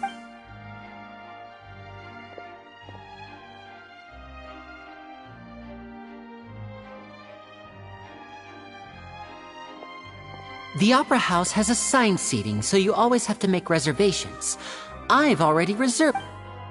Ooh, front rows. Don't mention it. There's no need to keep thanking me. Hey, Lenny! Could you come over here and take a look at this? Oh, I'll be right there. Seems there's an issue with the stage props over there. That's... Yeah, we'll just go to our...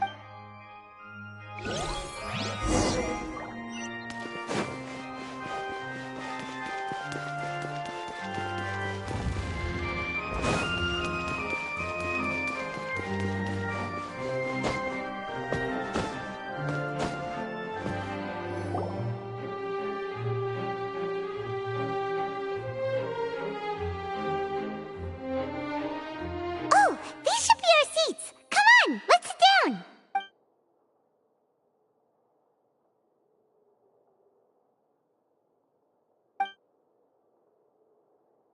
Uh...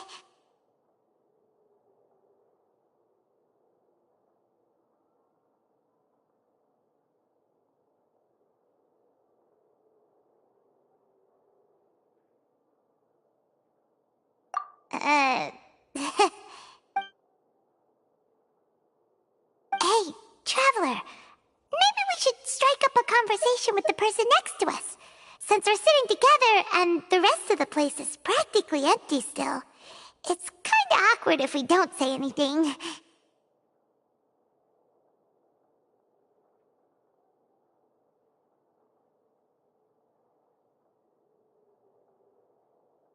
Ah, you little... Of course you put this on Paimon. Excuse me, I did not realize you felt awkward. I am terribly sorry.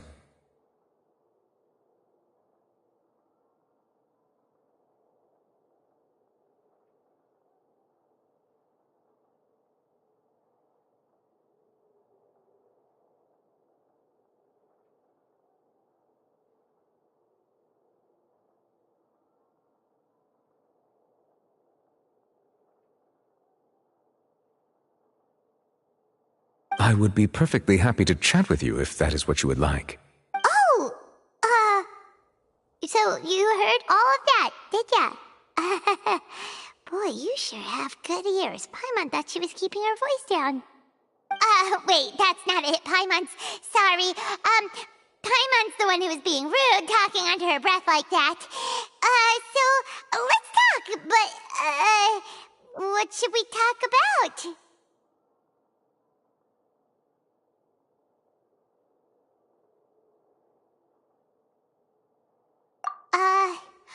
Oh, Paimon's got it.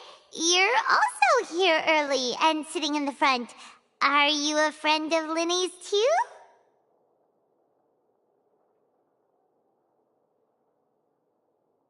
A friend, you say? Well, if Mr. Linny would like to be my friend, I would be more than happy to reciprocate. Oh, so you're not friends with Linny then.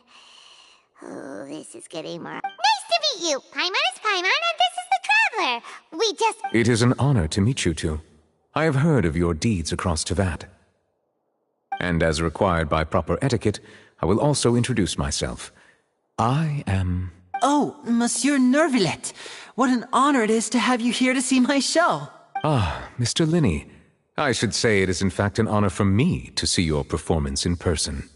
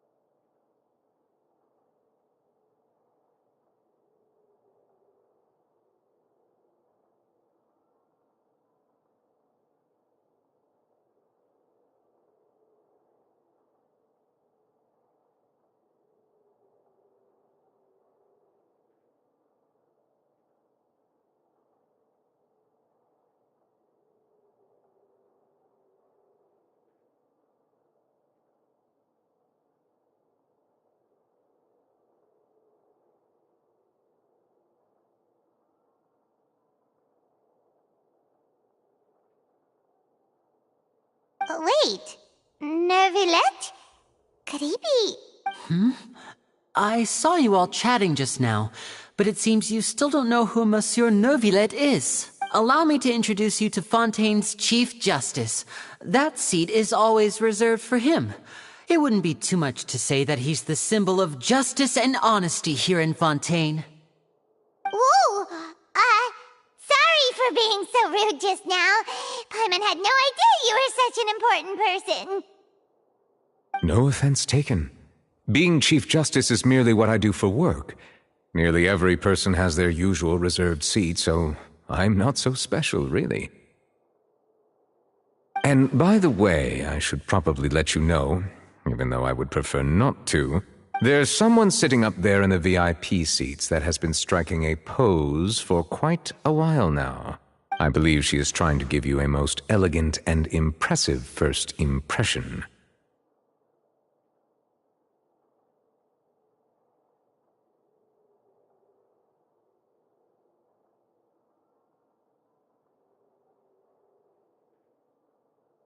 So I think you should take notice of her sooner rather than later.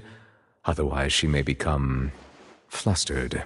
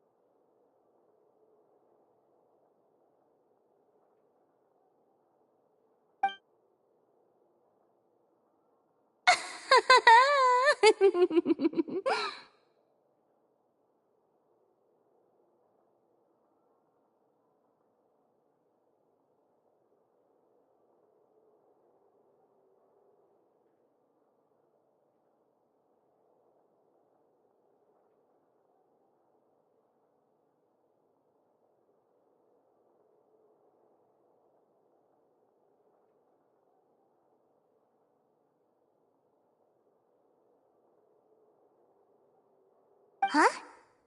Oh, it's Farina, the Hydro Archon. Huh. She sure has a smug and satisfied look on her face. Guess she has no idea that you saw right through her act. Very good. That is for the best. No need to pay her any more attention. We may now enjoy the show. Huh? So is this what things are like between the Chief Justice and the Hydro Archon? All right, please wait just a moment longer. I've pretty much finished my preparations, and the performance will start as soon as the audience has made their way to their seats. Yay! The show is finally about to start! Paimon can hardly wait!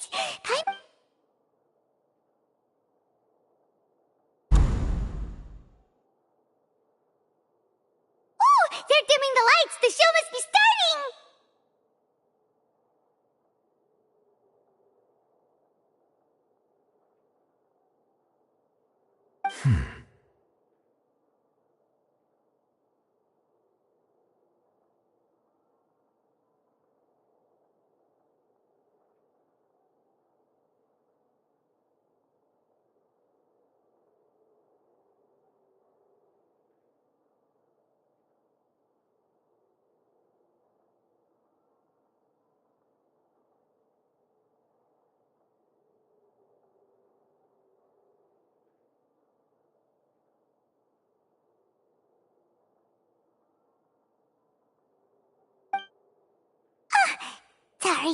Paimon will try to stay quiet.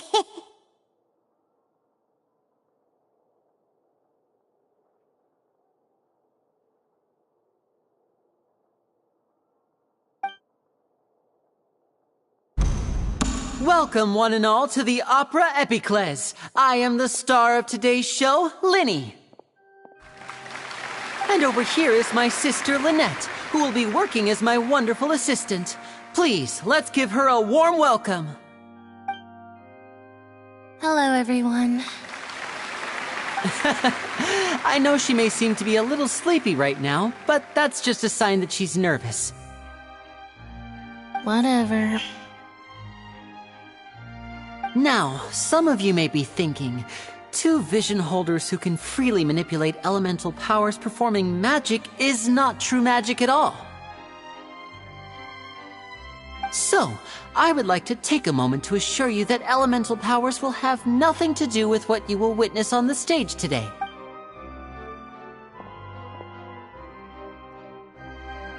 Both Lynette and myself have removed our visions for the show. That way, even the gods won't be able to help us. Oh, good point. That's what makes the show real magic. Now, without further ado, let the show begin. Lynette will now exit the stage to make some preparation. I know you might miss her, but don't worry. She'll be coming right back on stage momentarily. Perhaps in an unexpected way. I'm sure she'll be stealing the spotlight soon enough. Oh, and before I forget, there's one more thing I should say. You never know what can happen in the blink of an eye. A magician's greatest skill is making things disappear or appear. The possibilities are endless.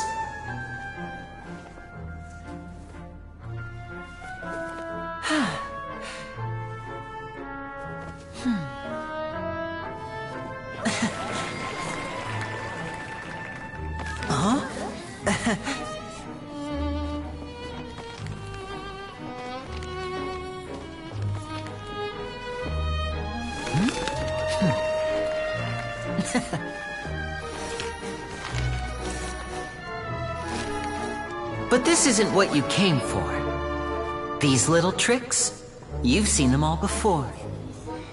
So it's time for something truly extraordinary, don't you think? This one's a little tricky.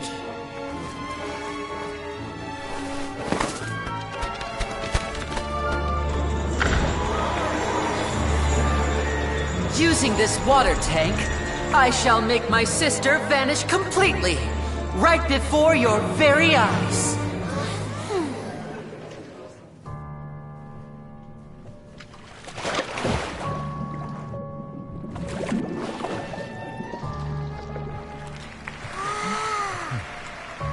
It's actually quite simple. She'll just turn into air bubbles and float right out of the top.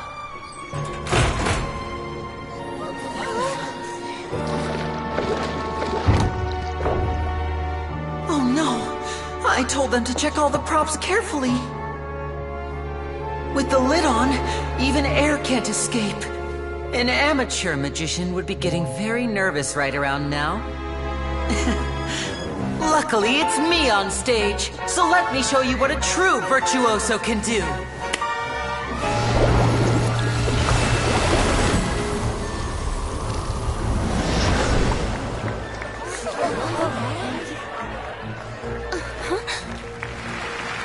Lynette, are you still there?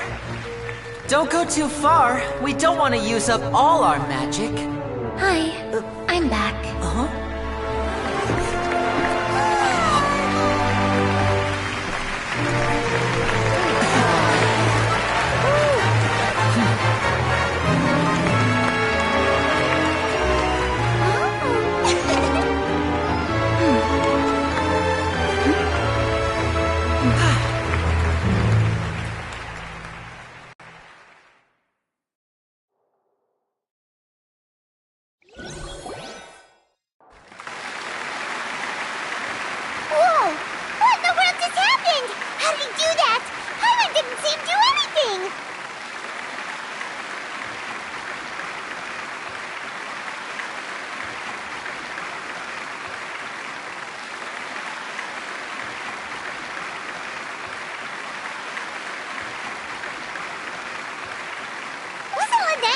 the water tank? How did she disappear and then reappear out of nowhere?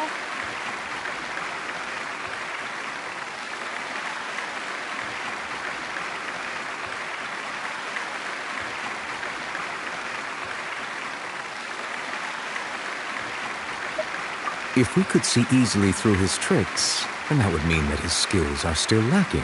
To appreciate magic, you should focus on the show happening on stage, rather than getting caught up in trying to see that which has been intentionally hidden.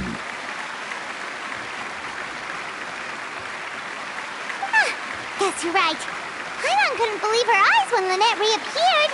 Amazing! Thank you everyone. I'm glad you enjoyed that performance.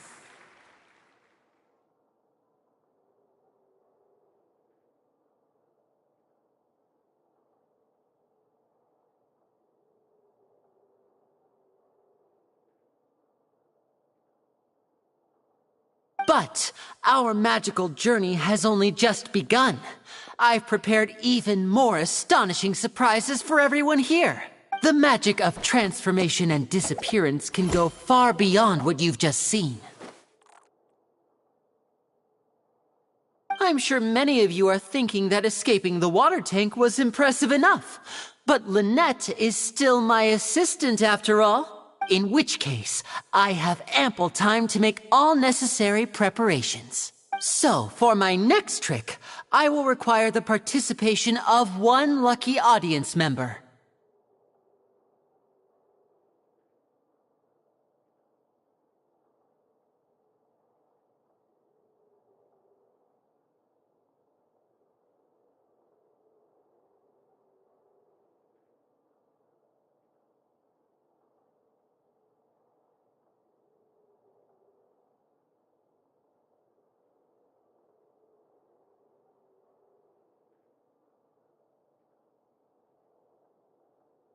Please, if my assistants could bring out the magical boxes now. There are 2 boxes and only 2 boxes.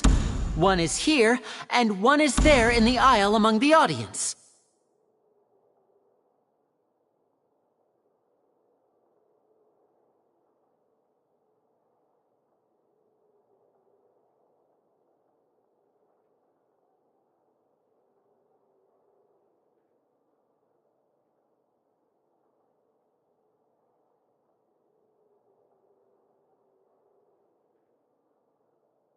I'm sure many of our clever audience members have already guessed our next magic trick. A swap! Our lucky audience member and I will each enter a magic box. After 1 minute, we will each emerge from the opposite box. Now please, everyone pay very close attention to the box you see here. Don't give me any chance to make a move. Wow! How's he gonna do this? Hey, do you think this is all magic tricks, or does Lenny have actual superpowers?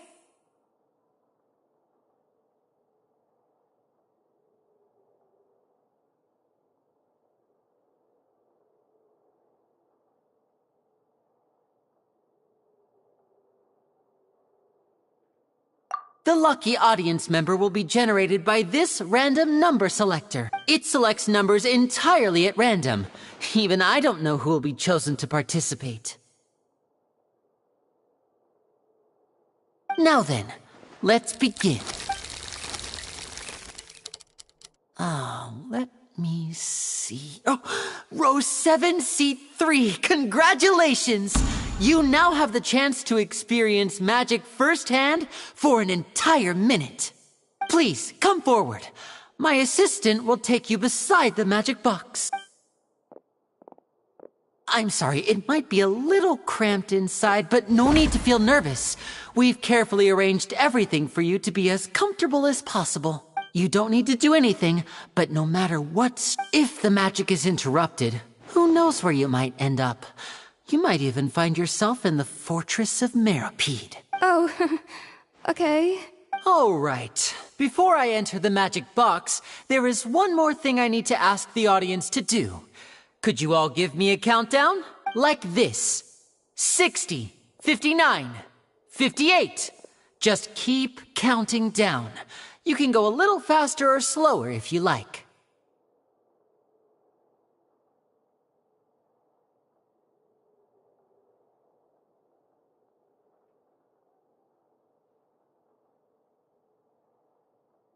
I won't be able to see anything in the pitch black box, so I'll be relying on your voices to know when time is up. Oh, and no tricks now. If you quickly count from 60 in just 30 seconds, then I'll be in a tough spot. Ooh! Paimon kinda wants to count faster after hearing him say— No, that won't do. I can see it in your eyes. You still can't be trusted. Let's practice together. Come on, repeat after me. 60, 59, 58. 60, 59, 58. That's right, perfect. Keep it going. All right, I'll see you all on the other side once you've finished counting. 54, 53, 52? Why aren't you counting, Neuvillette? I am counting in my head. I think things are exciting enough in here as it is. Merely a consequence of my identity and personality. Do not worry about me. Just enjoy the show. Oh, all right. You looked so serious that Paimon thought you might be feeling uncomfortable or something. 40, 39! Mr. Linny, are you all right in there? Is everything ready? Yes, I'm fine. I'm just double-checking the direction of the magic. It would be a disaster if we get sent to the wrong places. For example, mid-air right above the audience. Even though he's saying that, Lenny doesn't seem nervous at all. What was that noise? Did you hear it too? Not sure. Anyway, it does— 25! What's wrong, Mr. Linny? I can still hear you moving in there. I seem to have accidentally knocked over a decoration. I'm trying to fix it, but it's pitch black in here. Never mind the decorations. There's— No, that's unacceptable. I want my show to be perfect. Don't worry, we still have 20 seconds. Hear them counting? 19! 18! 17! It seems things aren't quite going as planned. I apologize, everyone. It feels like you're all starting to count faster, but that's all right. I know it can be tiring to do such a long countdown. 10 seconds and change is still plenty of time. 10! Almost there now. 8! Swapping two people is harder work than you might think. Even a master magician like me can't guarantee I'll get it right the first time. Hey, wait! Is this the back one? I can't tell. They both look the same inside. Huh?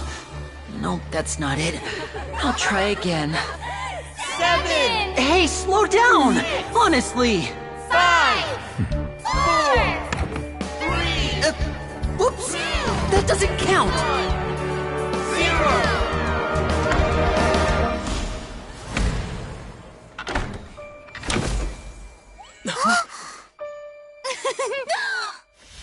Ta-da!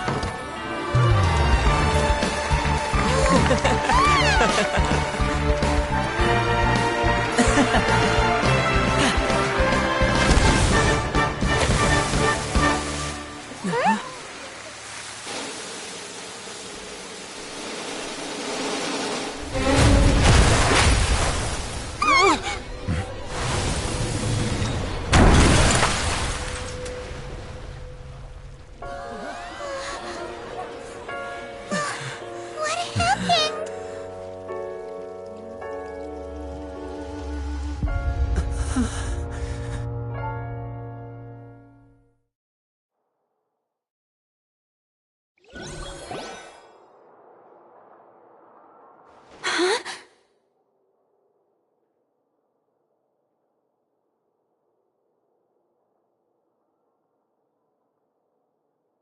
Is this part of the show?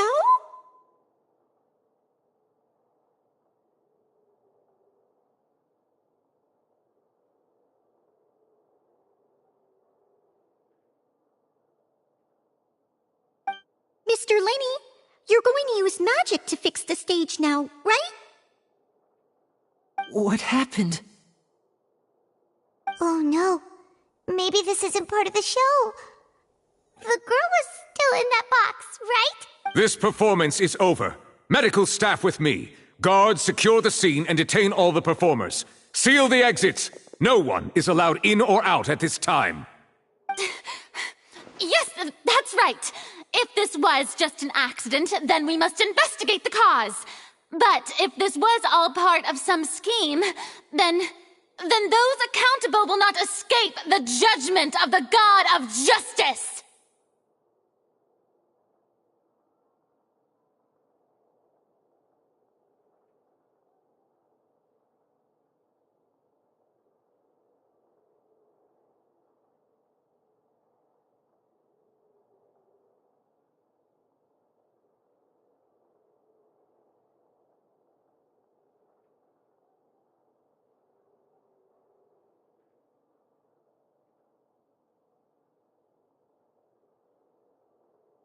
No need to be alarmed, you two.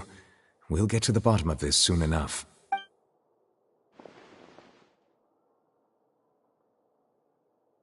Unfortunately, the person who is in the magic box has been pronounced dead. His name was Cowell, one of the assistants in Linny's magic troupe. Apparently, the fireworks on stage ignited the ropes that were suspending the water tank, which then caused the tank to fall onto the stage.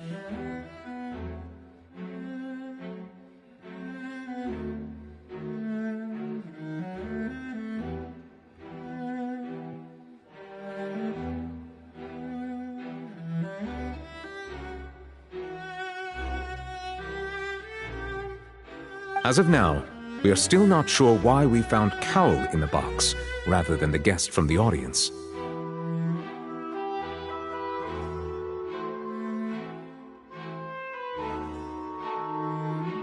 And after an initial search of the area, the guards have confirmed that the girl is nowhere to be found.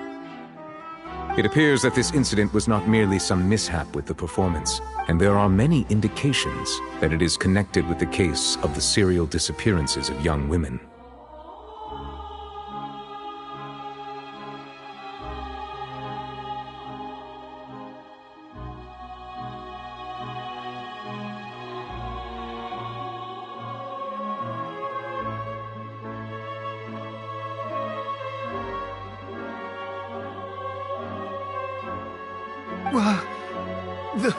The serial disappearances case?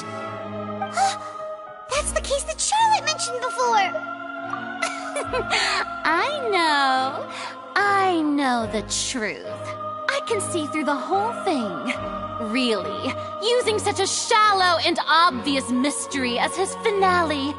Did he really underestimate us that badly?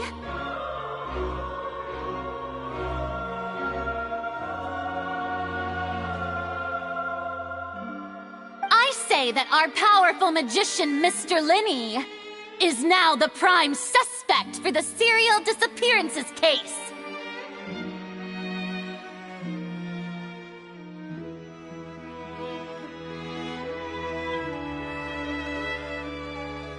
Huh? Why me? This whole thing was an accident. No, this all occurred during your magic show, did it not? The missing girl disappeared after being chosen, did she not? The deceased is one of your assistants, is he not? Now that I think about it, that whole speech about magicians making things disappear was nothing more than a provocation, a bald-faced challenge. That can't be right! How can Linny do this? He was in the box on the stage the entire time! We can even hear his voice! Besides, before the show, he told us that he would like to catch the criminal behind the disappearances! He couldn't possibly mean catching himself! Save discussion for a later time, please. Lady Farina, may I assume that your comments just now constitute an accusation against Mr. Linny and his associates, and that you are pressing charges? Think that I think it might be a little early to talk about formally pressing charges.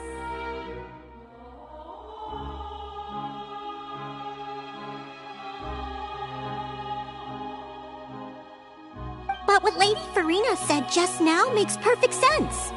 Looks like she's gonna personally deliver justice. A kidnapping and murder carried out under the cover of a magic show. Lady Farina said it all. Of course, my dear people. But what excites me even more than the obvious truth before our eyes... That's right. I mean you, Traveler. You'll support Linny, won't you? After all, he was the one who helped you the first time we met. Then there's no problem at all. You know, the Traveler and I already had a duel the first time we met. But with Linny's help, our little duel ended in a draw. But draws really are the most boring possible so no more draws. Between the two of us, there must be a clear winner and loser. And what better place to hold such a riveting showdown and decide the truth? It wasn't a draw. I understand. Charges have now been pressed, and as such, a trial is in order. Well, Traveler, seems Lady Farina has set you in her sights. But putting her dramatic rhetoric aside for a moment, I would like to ask you, are you willing to act as Mr. Linny's attorney and defend him in this case?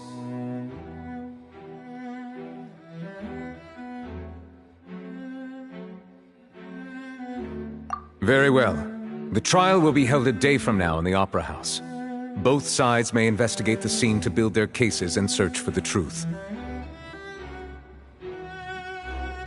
Linny and his troupe are all potential suspects and shall remain within the Opera House. The audience may begin to leave in an orderly fashion once they have been cleared by the guard. A day isn't that long. Let's see what kind of case this big-shot Outlander can build in such a short amount of time. I'm really quite looking forward to hearing it.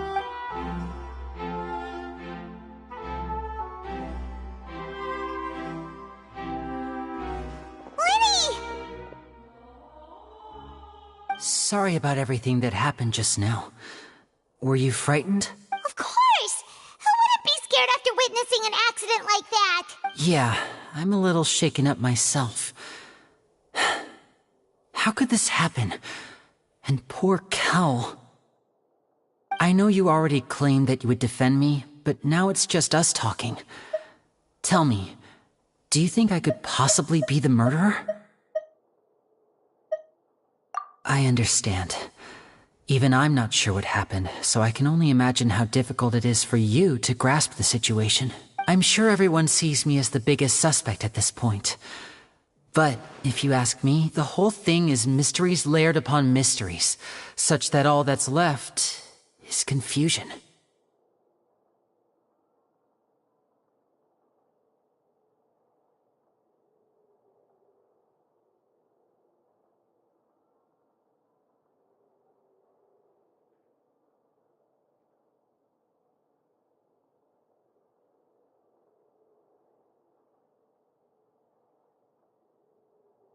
I don't know whether what happened there on the stage was purely an accident or not. As for how that girl chosen from the audience could suddenly disappear, even a skilled and knowledgeable magician like myself couldn't pull all that off in just 1 minute. Which is precisely why we need to investigate! As this book says, the impossible could not have happened. Whatever happened must have been that which is possible. Paimon bought them when we were reading at the bookshop in the city earlier. Pretty cool, huh?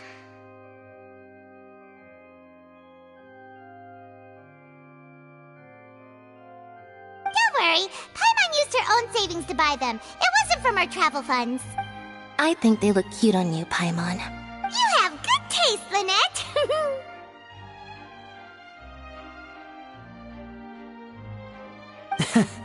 That's the right attitude.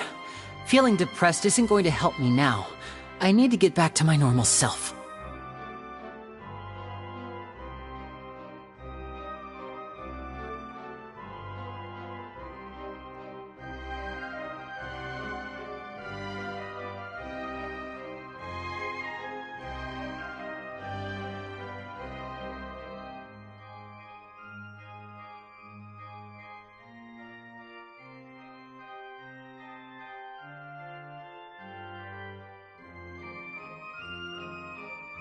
But with the guards watching our every move, it's going to be especially good thing you agreed to be our attorneys.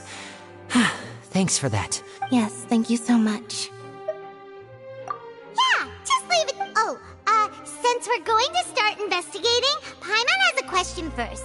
Where did Lynette go during— Ah, well, I'm afraid that would involve some of our essential trade secrets as magicians. The secrets behind our magic are past saving, Linny. I suppose you're right. The truth behind our tricks is going to be important evidence that will be weighted during the trial. 'Tis truly a pity. As a magician, our magic show is a work of art. We've poured countless hours and spared no effort in perfecting it.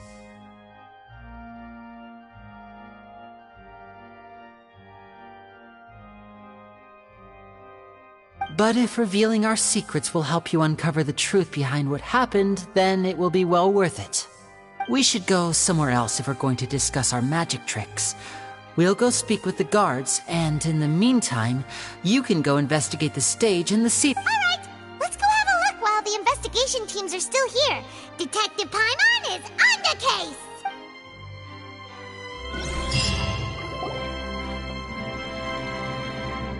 Hello, officer. How's the investigation going? Ah, I see. You must be the traveler that Lady Furina mentioned. Huh? What? Come with me and you'll see. The deceased is one of Linny's assistants, named Cal. Even though he hadn't joined the troupe long, he was hardworking and everyone generally liked him.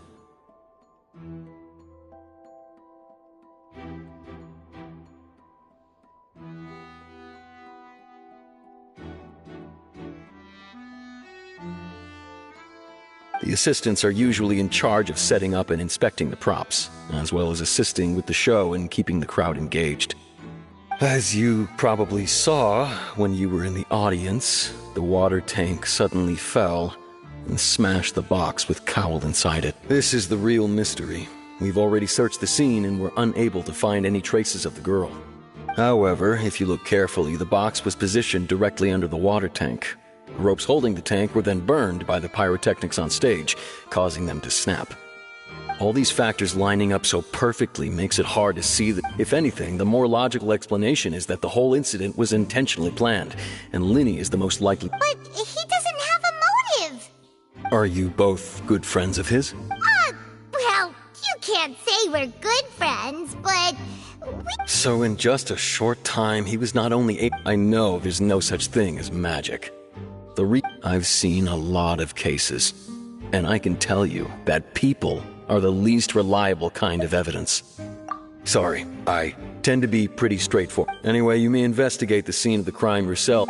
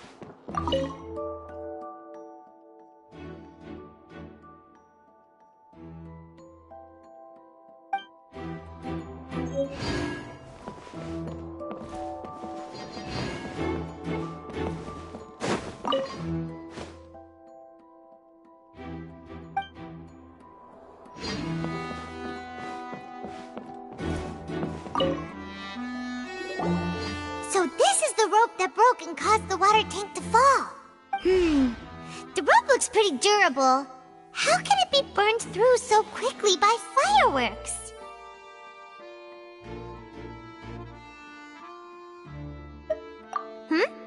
Why are you suddenly so serious, Traveler?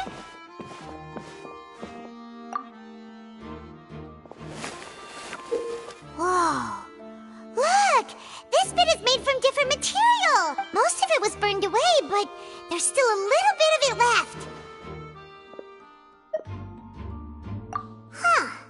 So if a rope meant to hold something was made with that kind of material in it, then that means...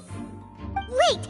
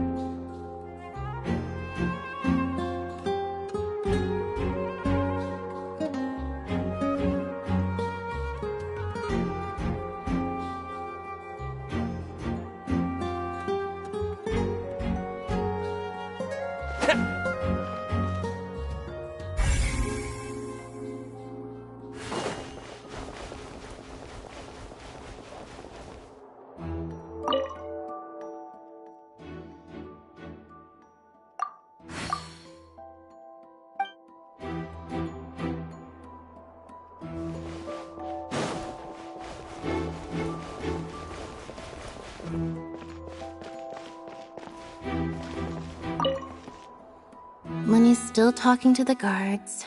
It seems he'll have a lot of explaining to do. I think someone will be assigned to monitor us later, but that's alright.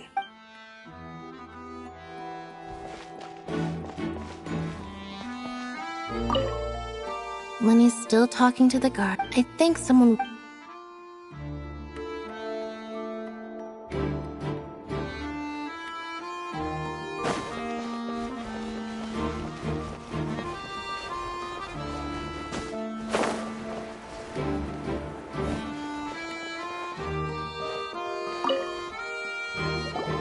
I see that you're investigating the area. Well, it just so happens that I'm interested too.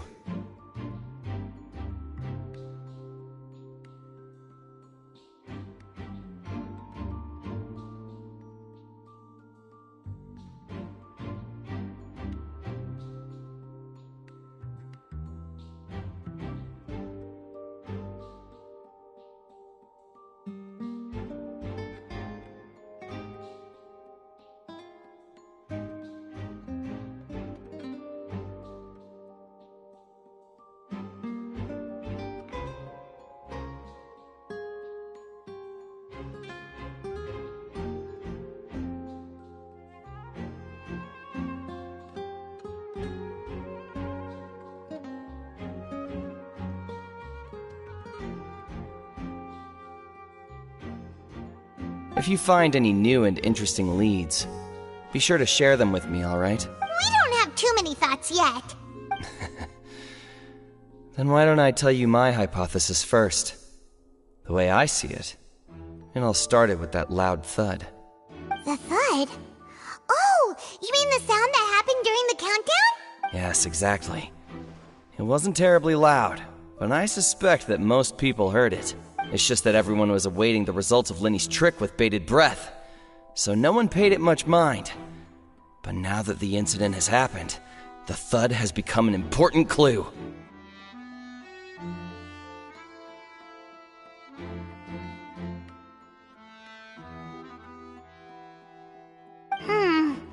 That makes sense. So, what do you make of it? I'm of the opinion that it may have been the sound of Lenny's accomplice. Lynette, perhaps. Jumping atop the water tank, or something like that.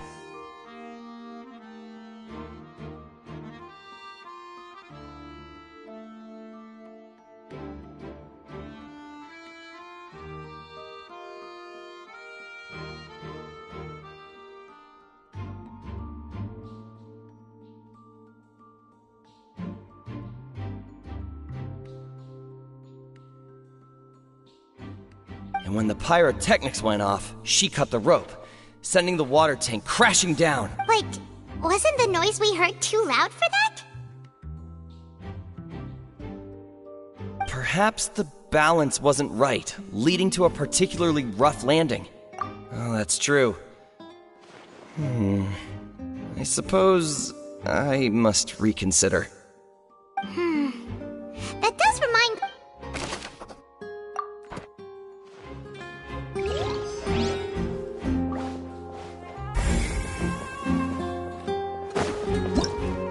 Whoever the murderer was, this rope...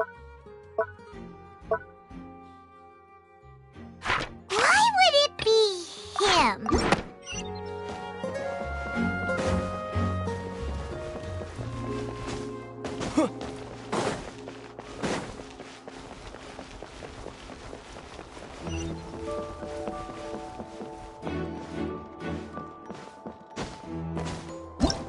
Why would it...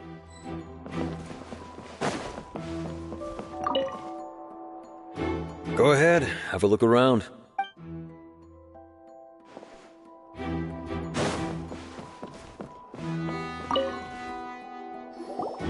Hello there! What are you investigating? Oh, this location has also been cordoned off because the Magic Troupe members are current. The seats were all booked in advance, so we were able to deduce the missing woman's identity by checking the guest list. Sure, it's not like this is confidential information. We will publish it later anyway when we petition the public to help us find the missing person. Her name is Halsey. She's a painter from Fontaine who's made a bit of a name for herself. Apparently, she wasn't a regular at the Opera House, but she'd been feeling some pressure with her work lately, which made her decide to come see the magic show. The magic troupe members all claim not to know her, and we have looked into her social connections. It seems that she has no personal grievances or conflicts of interest with the suspects. Simply put, she wasn't related to the magic troupe at all, which matches the features of the previous serial disappearance. Were the victims of previous cases That's how it seems to us, in any case.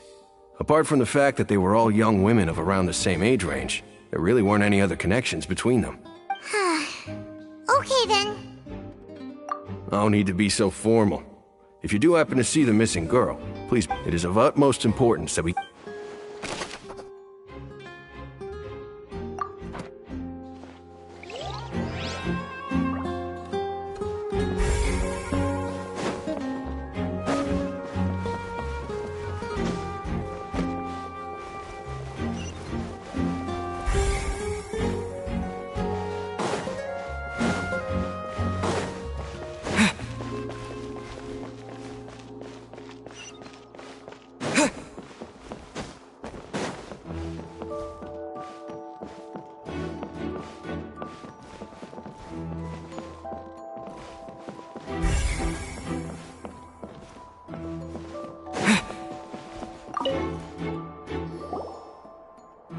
The investigation team has some new findings. Turns out there's an issue with the random... See? I told you. What if the machine picked some big guy's seat? You think the murderer would have still made his move then? Sorry to interrupt, but we're helping Linny and Lynette with their side of the investigation. What were you saying about the number selector? There's something wrong with it? You're trying to help them? That'll be a tall order. Linny used the machine to pick a random member of the audience during his performance, right? The lucky girl that later disappeared. Well, we thought there might be a serious problem with the machine, so we had it taken away for further inspection. It turns out that the seat number it picked wasn't random at all. The machine picks that same number every time. I'm sure you already know that you have to make a reservation in advance to get a seat, regardless of whether it's a trial or some performance. In other words, Linny knew who would be sitting where from the very beginning. That much checks out. Linny reserved our seats for us, too. Bet you see why I was saying it'd be tough to make a case for Linny. Even though it's bad for Linny's case, Paimon had better write it down.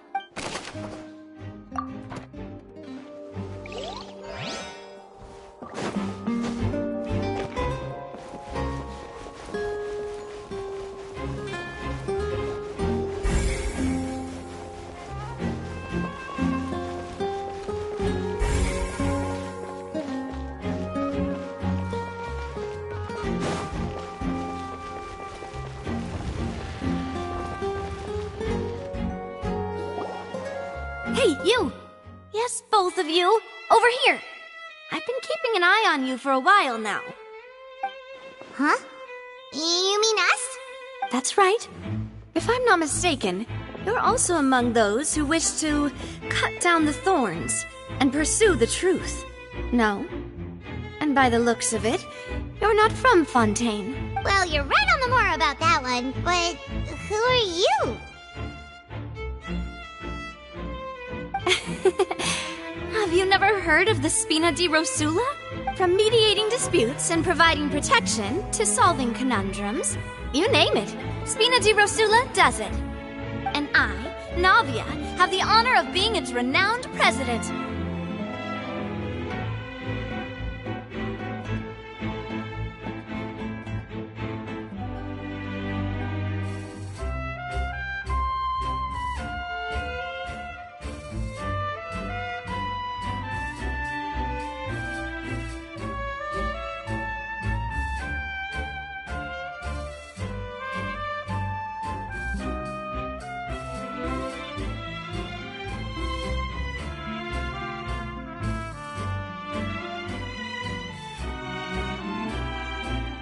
Though those who play by our rules call me boss. I'm Silver, her attendant. Pleased to meet you. And I'm Melus, Demoiselle's various daily needs and affairs are under my purview. Huh? Boss? Demoiselle? What gives with... Well, I am the second-generation president. Malouse and the others are still used to my previous title. My apologies, Demoiselle. Should you prefer, boss, I will endeavor to use that instead. No need. You don't have to call me boss. Just Navia is fine. Okay, if you say so. Not that we're members of Spina di Rasula anyway. All merely trifling details. Never mind. Now, back to the situation at hand. That's right. I've always kept an eye on the serial disappearance cases. My interest stems from a matter back from my father's time. Judging from the look of things, I find Linny an unlikely mastermind. Really? We think so too! That's why we're looking for clues now. But how did you come to that conclusion? Intuition, naturally. My unparalleled intuition. Farina sure was quick to point the finger at Linny without any decisive evidence whatsoever, wasn't she? But that's not uncommon for her. If you remember, the justice had to interrupt her and ask if she was pressing charges just to keep her from getting carried away. Anyway, a trial begins the moment someone levels charges. And, of course, there was no way Farina was going to back down in that situation. Sounds more like you just don't trust the Hydro Archon. Well, what's your opinion? I must admit that she can be interesting at times, but liking her doesn't mean that I'll blindly agree with her. All right, I've answered your question. Now, it's time you answer mine. Wait a minute, did that answer count? Well, I say it does. But don't worry, you won't hear any pointless questions from me.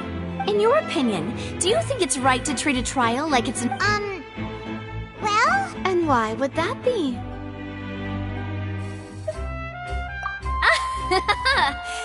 See, Silver and Malouse? I told you they'd be different. Most astute of you, Demoiselle. I, too, no matter how wonderful the script or how fervent the audience's expectation, that if that can be done, boss, then... All right, that's quite enough, Malouse. Anyway, I like your answer. You pass with flying colors. Now, I need to make some preparations, following which... Wait! Since when did we... Oh, well, I can be the assistant. Sure. Or your companion, if you like. I'm really not that fussy. That's more like it. Far be it from me to brag, but I believe that Demoiselle's intuition will be instrumental in uncovering the truth. You wish to save a friend from false... You have a point. And what about you over there? What do you think? You seem like you've got something on your mind. I have nothing to add. Oh, alrighty then. We'll be making some preparations first. Just be sure to let us know if they start revealing Linny's tricks. Thanks!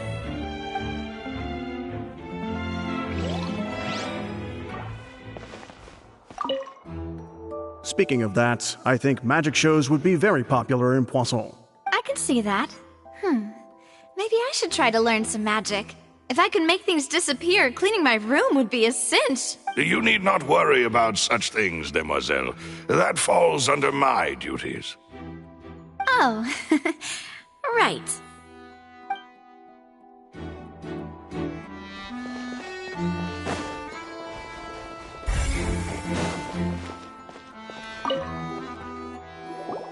Sorry, but no one can freely enter or exit the Opera House at the moment. If you wish to leave, you must register your identity with us first. No, we're not leaving. We're representing Linny and Lynette as attorneys, so we're investigating the case. Were you always guarding this entrance? Yes. After the Chief Justice gave the order, everyone coming in or out must undergo a strict inspection. So, the missing girl couldn't have left from here. At least, not from that point on. I doubt there was much opportunity then, either. How can you be so sure, Well, because I was in charge of security near the entrance at that time. I couldn't see Linny's performance from here, which was quite a shame. Just my luck. But still, I did not abandon my post. And I stayed put no matter how loud. We Melazines are good at that sort of thing, you know. So, it's safe to say the girl couldn't have left. Alright, thank you for your help.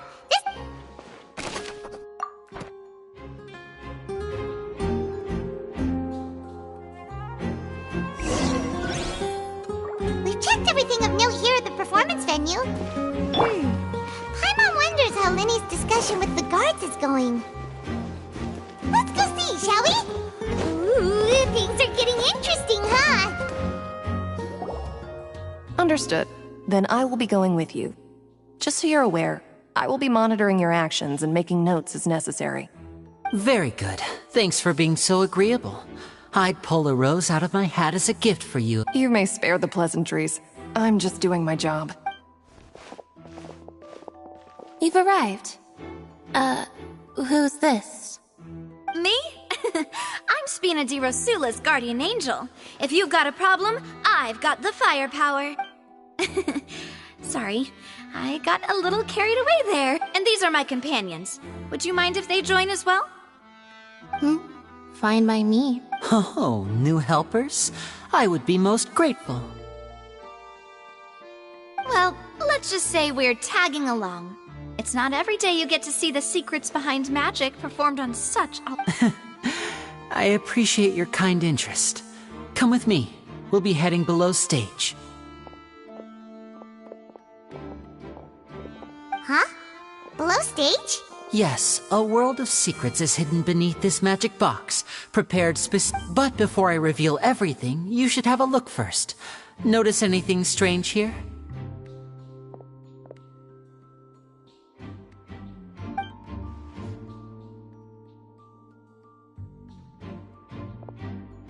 I'm not trying to be dramatic. Remembering the details of a trick will help you understand the method. Huh. Weren't there balloons and other decorations here? Where did all that go? Ah, good eye. That said, you're still far from discovering the answer. The back? You mean the inside of it? Very good indeed. I thought you might not be. The back of this door was patterned. Those patterns are now gone, replaced by a smooth wooden board. So, if you put 2 and 2 together, what do you get? Exactly. All right, let's go. I'll tell you how it works as we head down.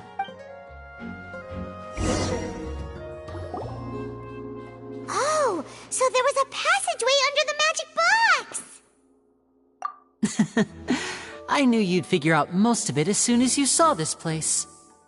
The 2 magic boxes are positioned right above the 2 entrances of the tunnel. See this flatbed trolley? The box with the lucky audience member in it would be shuttled over to the other side using the trolley. This trolley can raise and lower and even rotate, ensuring that the box will face in the right direction. I see. So that's the purpose of the box inside another box. Precisely. The inner box would descend after the audience member was put inside and be moved along the trolley. So that's how you did it! Once the box was lowered, the trolley would store some energy through this device here, with which it would complete the rest of the step. The audience member would only be able to feel some slight movements in the dark, and by the time she walked out, she would already be back on stage. Right! You were talking that whole time, and you even came out for a moment near the end! Ah, yes. A phonograph operated by Lynette was used to achieve that effect. My assistant and I had already scripted our conversation beforehand. When the countdown began, I had already gone to the opposite box via a tunnel using that ladder. And what about Lynette? Where was she? I was in the mezzanine space in the back of the box. Oh, interesting. That's how we were able to coordinate Linny's lines with the assistant. And, by the way, I was the one who walked out of the box at the end. I mean, we are twins. All it takes is a change of clothes and no one can tell who's who. And that's my favorite part of this trick. Only Lynette and I can perform it. So that's how it all worked! Wow, every detail you revealed was more amazing than the last!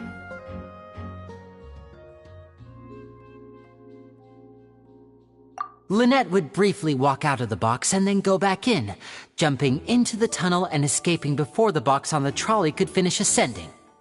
And then I walk out of the other box in the audience area, and the trick would be complete. The operative word here being would. But as you saw, Cal was in the box, not our audience member. She, on the other hand, mysteriously vanished. We really don't know how that happened. If not for that interlude, this would have been an astonishing trick. I probably never would have figured out how you... And yet, to think that someone was able... Could we have a look around? I think we can... This is the scene of the crime, so Linny and Lynette are not permitted to stay here. I'll escort them back up. Yes, of course. No need to be so strict now. I won't disappear into thin air, you know. Thanks, everyone. We're counting on you.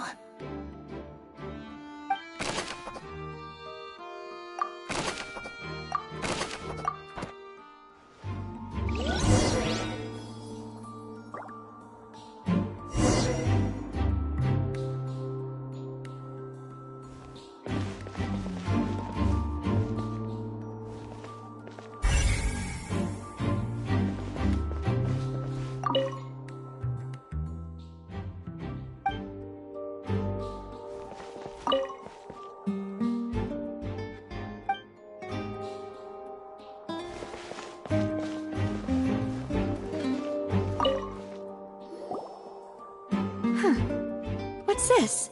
Looks like a hook tied to the end of a rope. Huh? Perhaps it was a prop for a different trick. Whatever it is.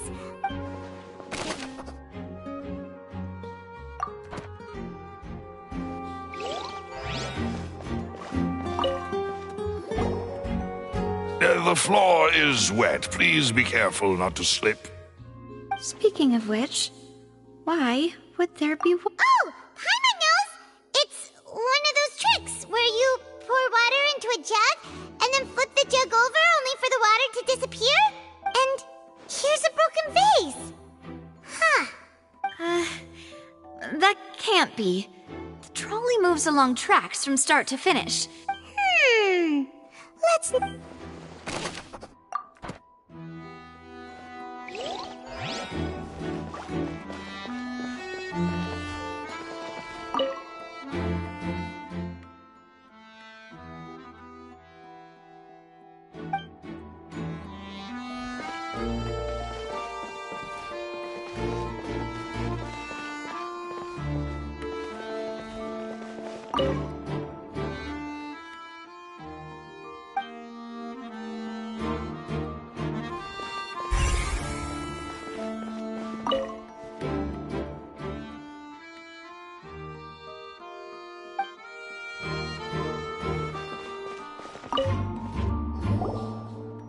What is this place? It seems someone could fit through here. Huh. Could this have been the suspect's escape route? Alone, perhaps. But if they had to pull another person with them, the space... But there are no other ways in or out of here. Oh, you're right! Let Paimon write that down.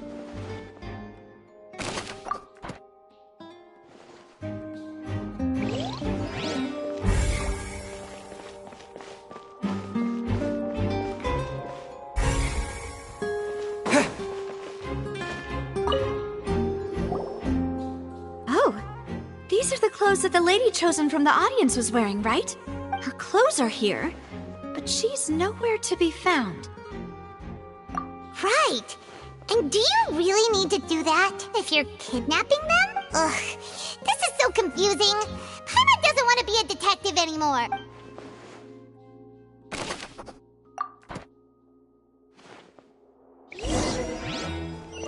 Seems we're just about done investigating down here.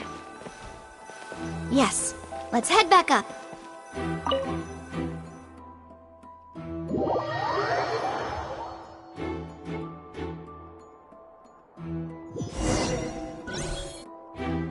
Well, we've ascertained the state of the crime scene.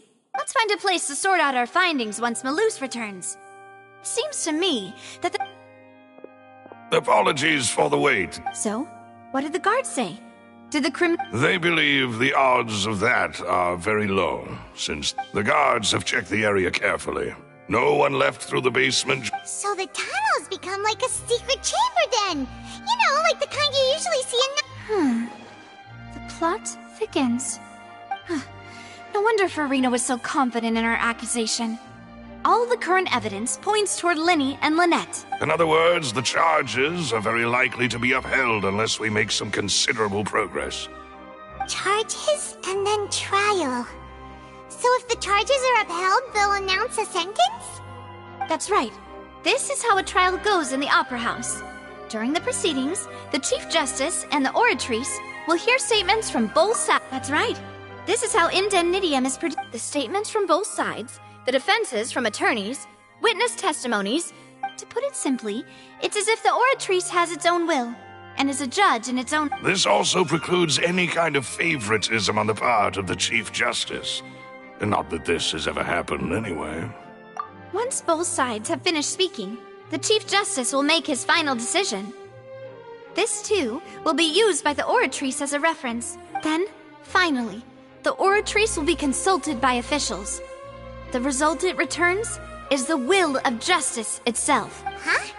So that machine is the one that actually decides? In practice, there is very little difference. Both have always come to the same judgment. Which is why people have great faith in the Chief Justice. Yes, the guards also asked me to convey that none of us will be allowed to leave this place before the trial. Huh? Why? Because we've chosen to act as the twins' proxies. That makes us They're concerned that we might be colluding with outside parties. Or that we might find outside help to disrupt the Cape. And even if that were not so, it could prove problematic if we happen to spread key information. I'm ready to break out at any time. Whoa! There's no need for that! Paimon thinks they have... Of course. I just hope you don't mind the lack of options. I'm afraid that catering to all tastes is not in the cards, nor is any guarantee of balanced nutrition. In that case, let's just sort out our findings together here. Pity. I was hoping to take you to try some of Fontaine's famous desserts, too. I mean, what better way to properly think through our findings than over some tea and sweets? Huh. Breaking out suddenly doesn't seem like such a bad idea after all. Just kidding! Just kidding! Paimon...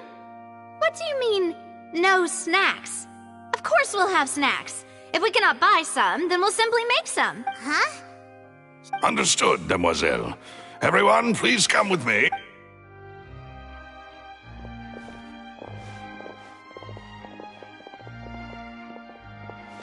Wait, you're carrying a portable stove with you? Yes, I must be prepared to meet the Demoiselle's baking needs whenever the fancy strikes her. I have eggs, sugar, and almonds at the ready.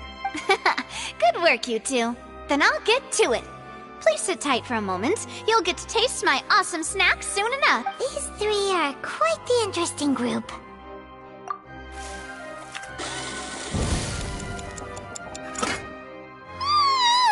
And Paimon thought it smelled good while it was still in the oven!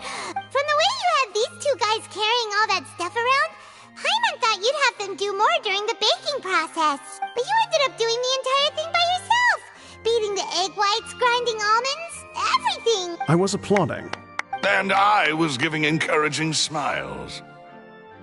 Paimon was just thinking, aren't you worried about getting your fancy dress dirty beating egg whites and baking like this? Well, I don't think it's carved in stone anywhere that fancy ladies can only read books, sip tea, ride horses, and play the piano. I just really enjoy making snacks. Don't underestimate beating egg whites, by the way. It's a real arm workout. You also need to beat them to just the right consistency, or your macarons will crack. Anyway, give these a try, fresh out of the oven. There's 3 for each of us. Only 3? Well, eating too many sweet treats might send all that sugar to your head. Tea is ready to be served as well. This is Demoiselle's favorite, strong black tea with a floral fragrance that clears the mind and lifts the spirit. No need for concern. I'm merely doing as I should. All right, then. Down to business. However, we can assume that Linny and Lynette, the magician twins, could have committed the crimes, of course. Exactly! Why would they do such a thing right when the flower vase and the thud we heard during the performance could indicate some altercation between Halsey and the criminal in the tunnel, resulting in the shattering of the vase, the discarding of her clothes, and her abduction. Perhaps the criminal thought that since she was chosen from the crowd, she would be too easy to identify if she was still wearing the same clothes. Paimon thinks that makes sense, but the real trouble is... True. None of the clues we found thus far, but the only people left to consider are both technically victims, whether it's the missing girl, Halsey, or poor Cowell. Huh. Could Halsey have secretly made modifications to the magic props in order to murder Cowell before making her escape? That's right. And even if she had tampered with the setup, she would need to understand nor does she have any motive. The guard said that she has never had any dealings with the Magic Troop's members. Were we not thorough enough in our search? From the sound of things, this is turning into an impossible case. Your macarons are amazing, though, Navia. They smell great! They are my specialty, after all. What? 5? Oh, that can't be right. Paimon only counted 3, honest! Please don't worry about it. At my age, a few less sweets might actually be a good thing. No. Being greedy is one thing, but Paimon knows how to count. Besides, Paimon knows that if she ate too many, then others wouldn't have enough. Wait, even you don't believe Paimon? How could you?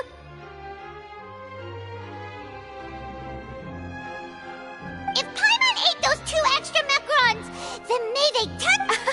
All right, we get it. Well, I suppose one of us might have gotten too engrossed in our chat and eaten them by mistake. No big deal. Malus, set up the stove again, if you would. Huh? Making sure everyone gets 3 macarons, of course? Exactly. We don't want to trouble you. As you wish, Demoiselle. And I have the egg, sugar, and almonds. Well, this really is your hobby, huh?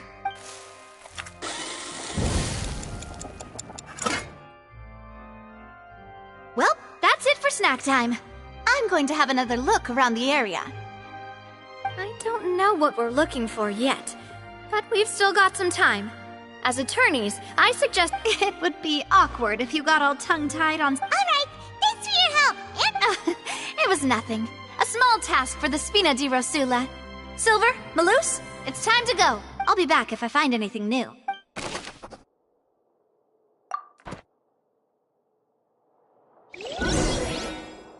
All right, it's time to put our heads together. We've got to get our defense ready for the trial.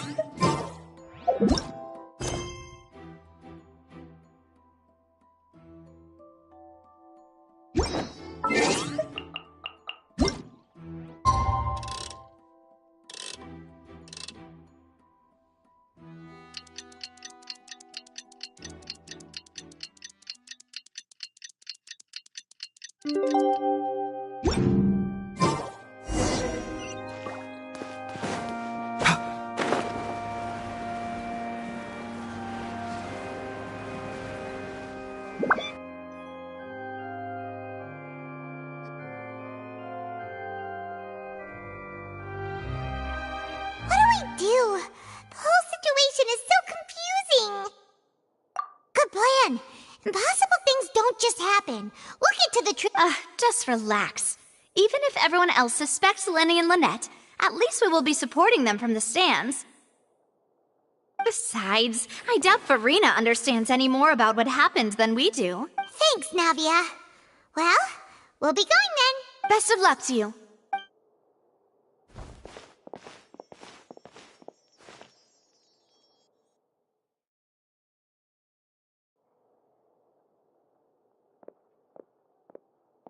Ah, finally, you're back.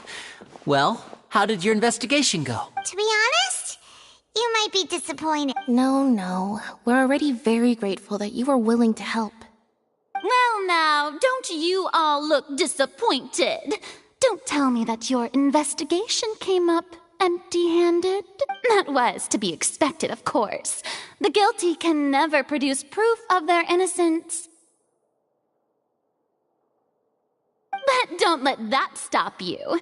I shall be terribly disappointed should you, my most anticipated foe, concede so easily. Since both parties are present, I declare that the trial regarding the magic show incident is now in session. Firstly, in order for the audience to understand the causes and results of the incident, could we please have Mr. Linney explain the trick? Yes, of course. I will explain while Lynette demonstrates on stage. All the necessary items have been prepared.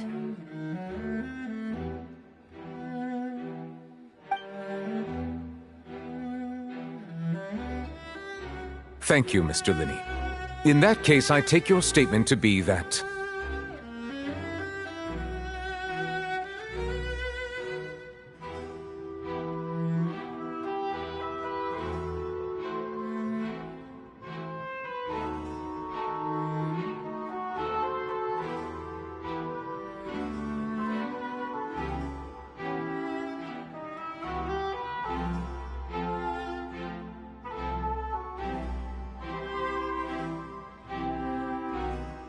You ran to and remained hidden within the magic box in the audience stands once the trick began, and thus could not have committed the crime.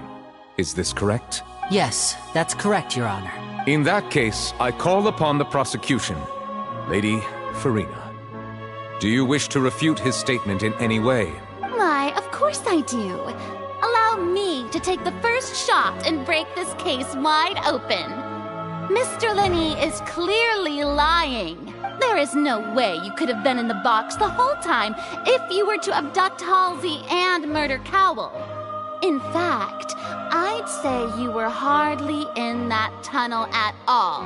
That is simply your hypothesis based on the presumption that I'm guilty. Oh, is that so? And if I may ask, what did you hear while you were inside your box? The roaring countdown of the crowd, of course. That's how I kept track of the time and built anticipation for the finale.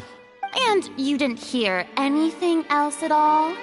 Nothing that might leave an impression of any kind? No, nothing.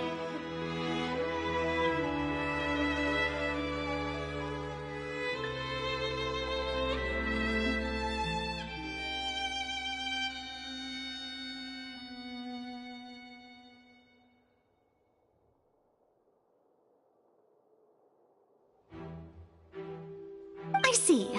But when the count reached 30 seconds or so, there was a thud. One so loud that I believe practically everyone heard it. Huh? Hey, hang on. Something's not right here. Yeah, I'm sure he could have heard a noise that loud from inside the box.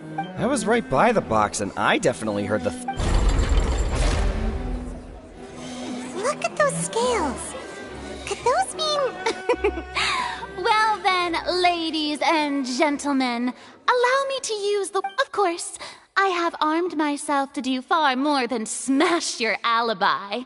Confidence cannot go unfounded, and my foundation... Tell me, aren't you and Lynette actually from the House of the Hearth? The House of the Hearth?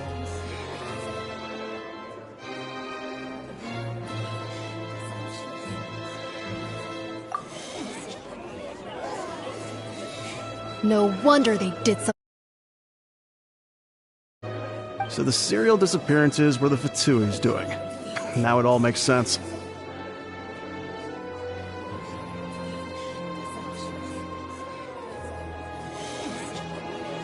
I've got a feeling that what happened on stage probably wasn't just an accident. That's irrelevant. Our identities have nothing to do with what happened. Indeed. Then perhaps you could tell us everything that happened during that 1 minute. Your first priority is to prove yourself innocent after all. I'm sure there is little that needs to be kept secret now. Unless your script already has holes in it. The Outlander is speechless. My, oh my. my, don't they look flabbergasted? Now comes the infighting and discord, I suppose. This was almost too easy. Oh, good thing I made all those preparations. Seems the all-nighter I pulled last night is really paying off. Hey, Linny! Why didn't you tell us this before? Order! Order! Mr. Linney, allow me to re-establish the facts. Lady Farina has raised 2 points. First, when the thud was heard in the Opera House, you were neither in the box nor the tunnel. Second, you and Ms. Lynette are both members of the House of the Hearth. Are these claims true?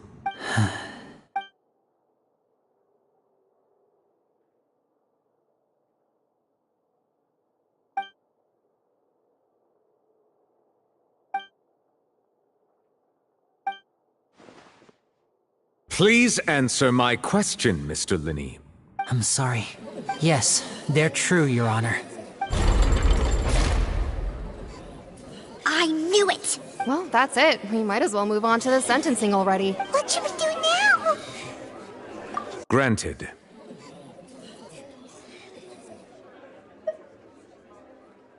In that case, what is your request?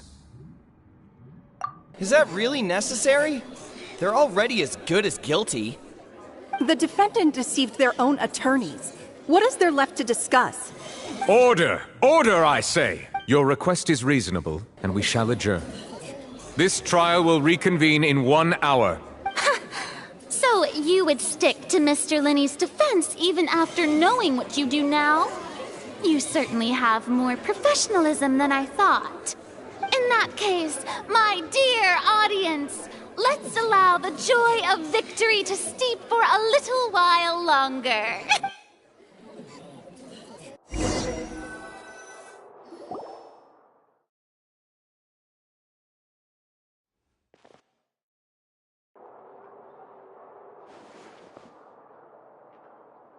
Well, this is awkward. I didn't think the Hydro Archon would dig all that up. I'm sorry, Traveler and Paimon. Yeah, sorry. Paimon doesn't know where to start. We trusted you two. We based our entire reasoning on the assumption that you weren't bad guys. Not to set the wrong tone or anything, but Paimon... I'm very sorry. I know you're angry, and reasonably so, but please, let me explain. I know you've clashed with the Fatui several times before. I wouldn't be surprised if just hearing the word is enough to make you upset. But our organization is very, very large, and the Harbingers have very different personalities and goals. Right now, we want to save people. As many as we can. That's right. I'm sure we're on the same page when it comes to this nation and the disaster that its people might face. I knew if it weren't for our respective identities, we could become good friends. That's why I didn't wish to flat out lie to you, but chose to hide some details instead. The truth is very important, but being completely transparent about everything would see us spending more effort than we need to. Right. So, you be the judge.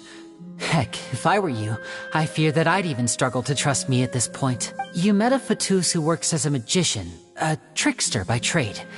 All by coincidence, too. But still, I'm asking you to trust me. I am no criminal. At least, not in this case. Sorry. Please forgive us.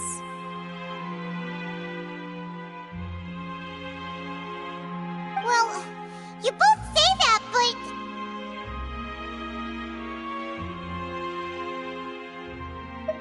Right. Let's hear your answer first, and no lies now! Of course. I'll answer any question you ask. We've been trying to find out how the Oratrice operates. We want to know why it has a consciousness. Why can it deliver sentences accurately? During our investigations, we learned that the machine's core is beneath it. From that moment on, Lynette and I have been designing this box swap trick, with the objective of getting close to the core. Is that why you needed a whole minute? That's right.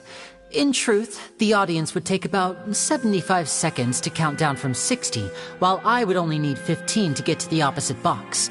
So, after jumping into the tunnel, I accessed the Opera House basement via the vent, and went to investigate the room in which the core is stored. That air vent was created during the construction of the tunnel specifically to execute this step. Well, nothing. As soon as I reached that room and was about to investigate, I heard someone's voice. Which should have been impossible, of course. I was quite certain that I was the only one in the room. That voice seemed to recognize me and tried to speak to me. I chose to err on the side of caution and retreated the way I came. On the way back, I saw the broken vase and the clothes on the ground, but the countdown was almost finished, so there wasn't time to give it any thought. After that, the homicide occurred just as you saw. Well, that explains why you didn't hear the thud. Because of that prophecy I told you about, of course.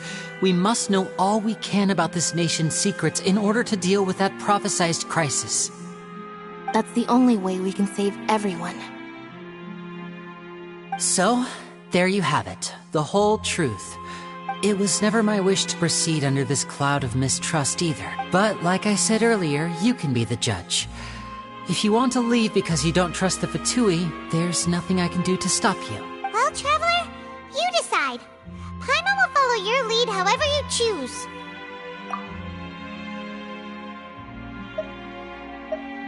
Okay, thank you. Thanks for giving us a chance. The current problem is that the scales are tipped pretty badly against you two. If we want to refute the Hydro Archon's accusations, we're gonna need a seriously Huh?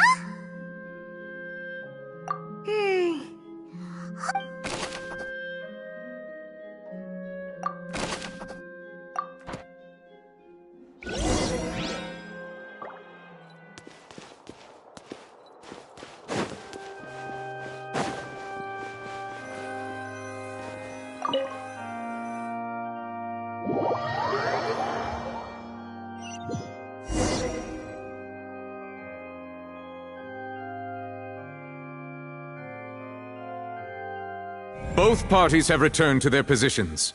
Let us continue the trial.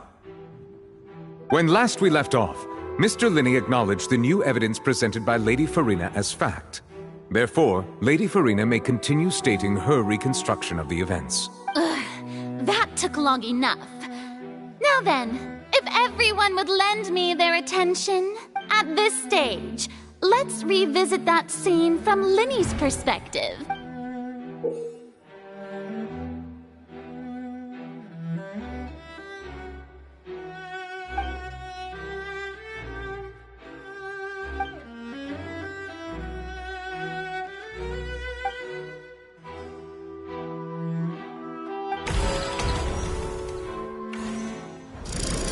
Countdown began, he entered the tunnel. When the flatbed trolley passed, he opened the box and got into an altercation with Halsey, which caused the loud thud.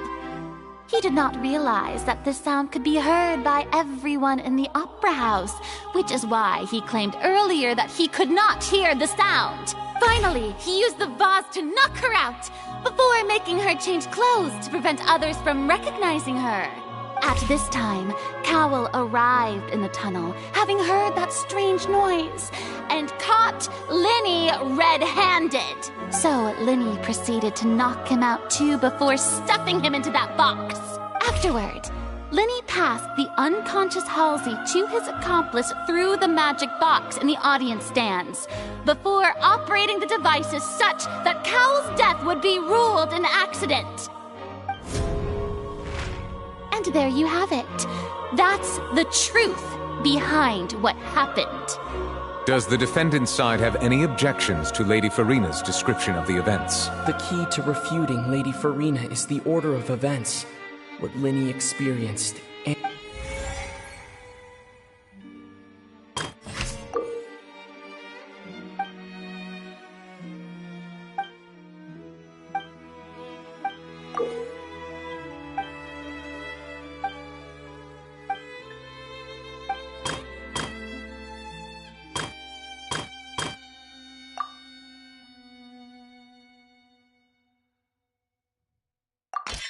According to Linney, he left via the vent after entering the tunnel.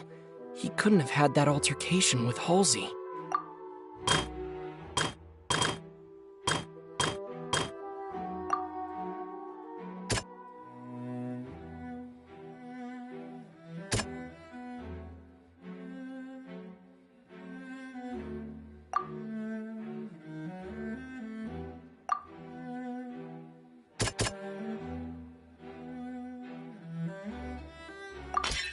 Linny went to the room that contains the Oratrice's core. This is the actual truth.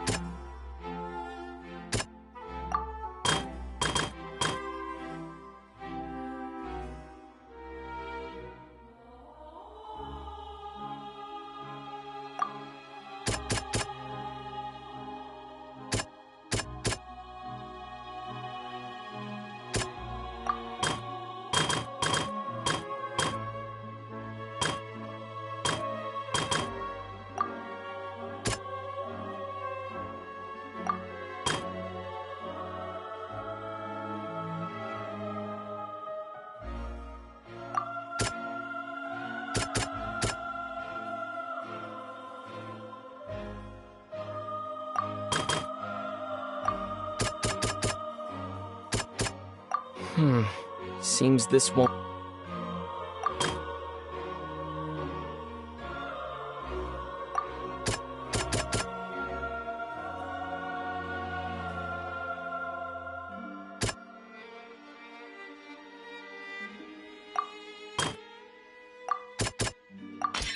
Linny did not take part in the underground altercation. He only witnessed traces of the aftermath. Attention! When the countdown started, Linny did indeed go into the tunnel. But he immediately used a vent to access the Opera House basement, which is where the underground core of the Oratrice is stored. Once he reached that area, he heard a voice in what should have been an empty room. The crime scene had already developed by the... Finally, he reached the...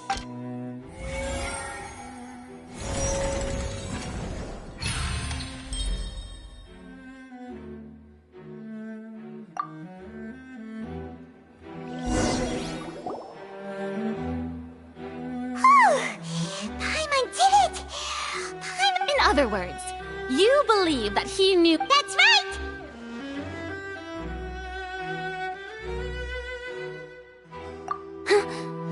My reasoning? If that's the case, then if Cowell hadn't... And assuming that what you say is true, Linny only needed to kidnap the young girl to cause a new disappearance case. What? Oh, they have a... That's right, you tell him! And that's why they're partners of mine. Oh, well, your denial is very strident. I'll give you that. But, of course I do. If he had been in the magic box the whole time, how could he have not heard that sound? Why do you ask? You're saying that he wasn't?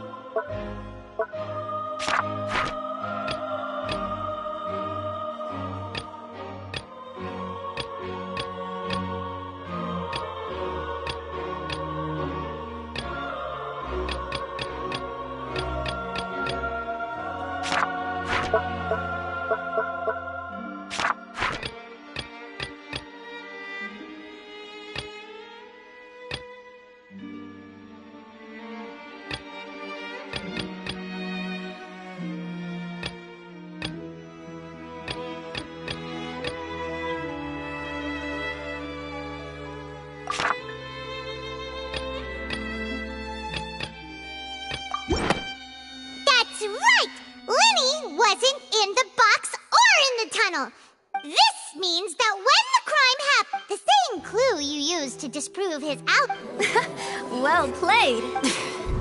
To think you'd use such logic. Well then, if it wasn't Linny who committed the crimes, then who was it?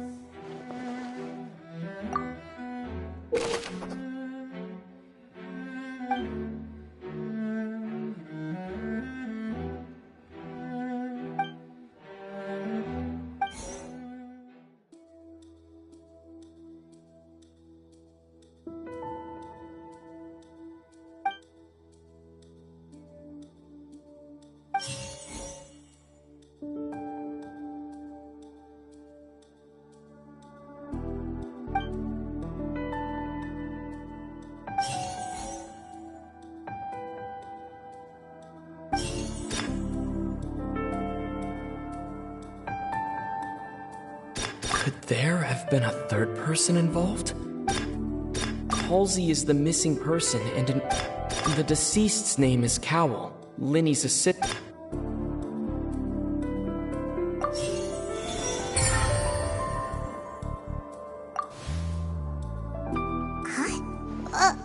That can't be right. Are you serious? The killer was, in fact, Cowell, the deceased! Oh, is that... What I must do next is recreate the truth. What Cowell did, and how he went from would-be perpetrator to victim. It would have been tough for both people to fit into that vent. Linny was not in the tunnel at that moment. The sound we heard may have come from a clash between... Halsey's clothing was in the tunnel. The deceased's name is Cowell, Linny's... No one entered or left the The deceased's name is Cowell, Linny's... The sound we heard may have come from a clash. It would have been tough for both people to fit into that... Halsey's clothing was in the...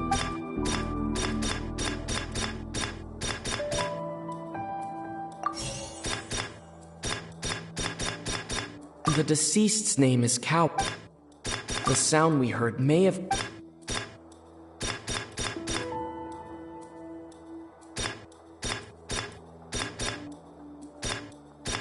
Linny was not in the tunnel at that moment. It would have been tough for both people to fit into that...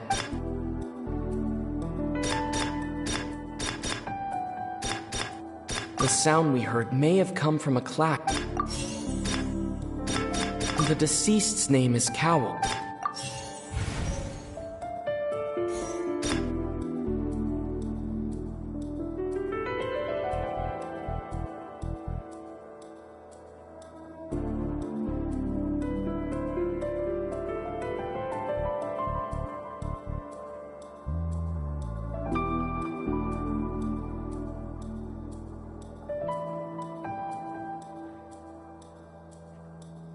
The sound we heard may have come... It would have been tough for both people... The deceased's name is Cowell. The sound we heard may have come from a clash. The sound we heard may have come from... Linny was not in the tunnel at that moment. It would have been tough for both people to fit... Halsey's clothing was in the tunnel. So there must have been some fear that she would attract attention.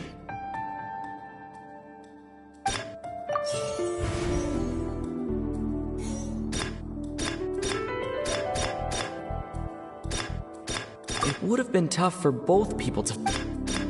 The deceased's name is Cowell, Linny's... No one entered or left the Opera House through its entrance. Halsey's clothing was in the tunnel. Linny was not in the tunnel at that moment. It would have been tough for both... The sound we heard may have come from a clash.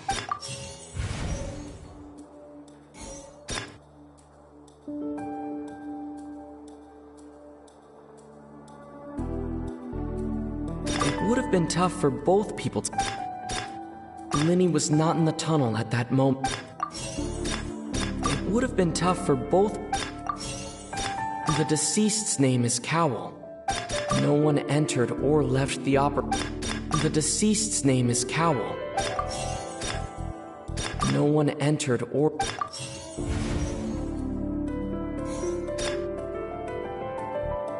The sound we heard may have come from a clash, but... It would have been tough for...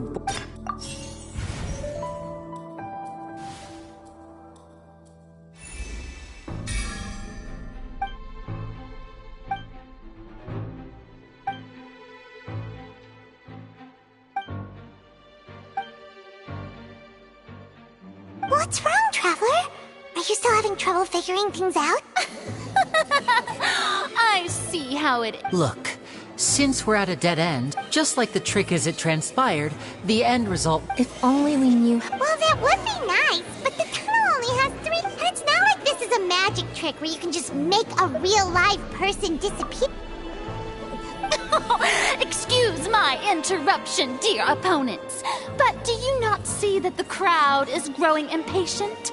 There is no greater sin in this opera house than an awkward delay in the performance.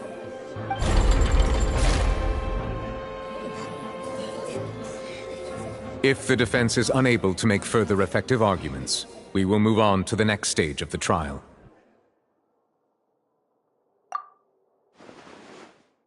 Linny was not in the tunnel at that moment, which gave our criminal ample time.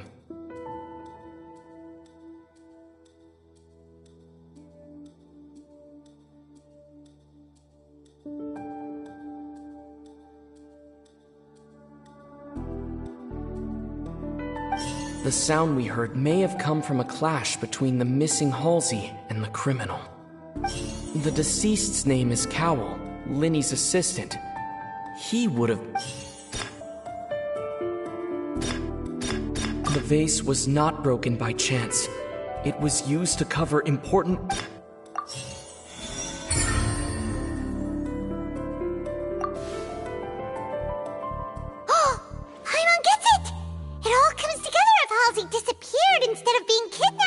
Lynette escaped from the water tank, vanishing gradually, and if there's a similar method where a person... How could a person ever be transformed into water? This is reality we're talking about here, not some magic... Must we really? I should think that of anyone. Your friend Linny already knows this truth very well. Magic tricks are ultimately just illusions and misdirection. Even so, I trust the travelers. The truth must be out there somewhere. Perhaps some new line of reasoning. Since Cal was the deceased, we haven't placed much attention on him. But given that we aren't making much progress with the case, it wouldn't hurt to have a look at his belongings, would it? People really do come up with all sorts of harebrained schemes when at the end... Nevertheless, I believe that this is a reasonable request on the part of an attorney. Since the trial does indeed appear to be at an impasse, I believe that additional evidence may help us make more progress. Guards, please step into the lounge and examine the personal effects of the deceased, Cowell. We are still examining the items, but we have already made critical progress that we feel must be shared with everyone post-haste. We discovered several test tubes of fluid within Cowell's baggage, each labeled separately. The notebook in his backpack claims that these fluids are... water from the Primordial Sea. The Primordial Sea? The note's contents also indicate that Cowell belonged to an organization that sells illegal drugs and that he had an accomplice. The notebook has many entries concerning safe usage of these fluids, in which the keyword dissolve appears many times. One of these tubes was labeled Opera Epiclese, along with yesterday's date. It is empty. The notes also state that these dissolution properties work exclusively on people from Fontaine. It's likely that Halsey was chosen as some sort of test subject. As such, we believe that the defense's hypothesis is, in fact, supported by sufficient evidence. You've got to be kidding! People dissolving into water? Could something so ridiculous actually be true? Wait a moment. This reminds me of a certain prophecy. If people can become water, does that mean that the water tank's real use was as a means to hide water stains? And if Cowell was targeting that girl... Wait just a minute. Could that mean... You two, with me, quick! Demoiselle, wait! What about your partner? Let's go. Just... Order! Order! It is undeniable that further examination of the deceased's personal effects has yielded some surprising results, but we cannot yet verify the veracity of these clues. Still, let us assume that these clues are indeed authentic, albeit with the understanding that Ms. Halsey has yet to be found. Guards, please continue examining the items along these... Mr. Linny, it appears your hypothesis is supported by the evidence, so please continue speaking. Of course. Thank you, Your Honor. If we uphold this hypothesis, I believe that many of this case's seemingly unrelated clues can be connected together. Right! Like the metal hook! That one didn't make sense at all. Let's think about this. Cowell's methods must have something to do with that.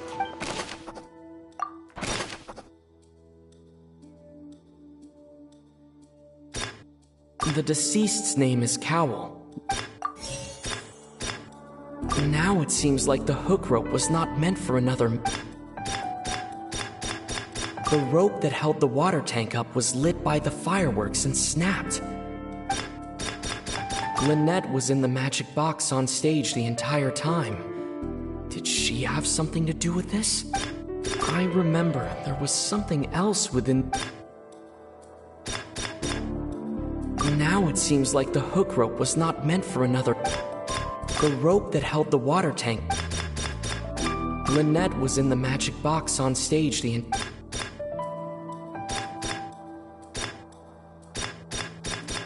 Now it seems like the hook rope was not. The water from the primordial.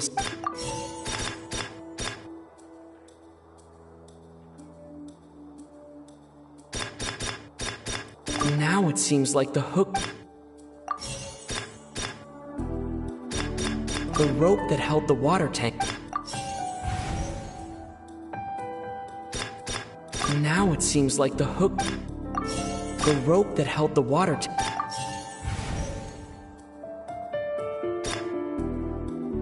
I remember there was something.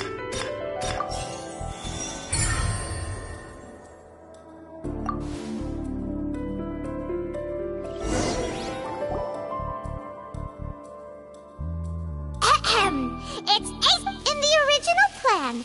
Cowell would tamper with the water tank rope, and the number selector securing his target.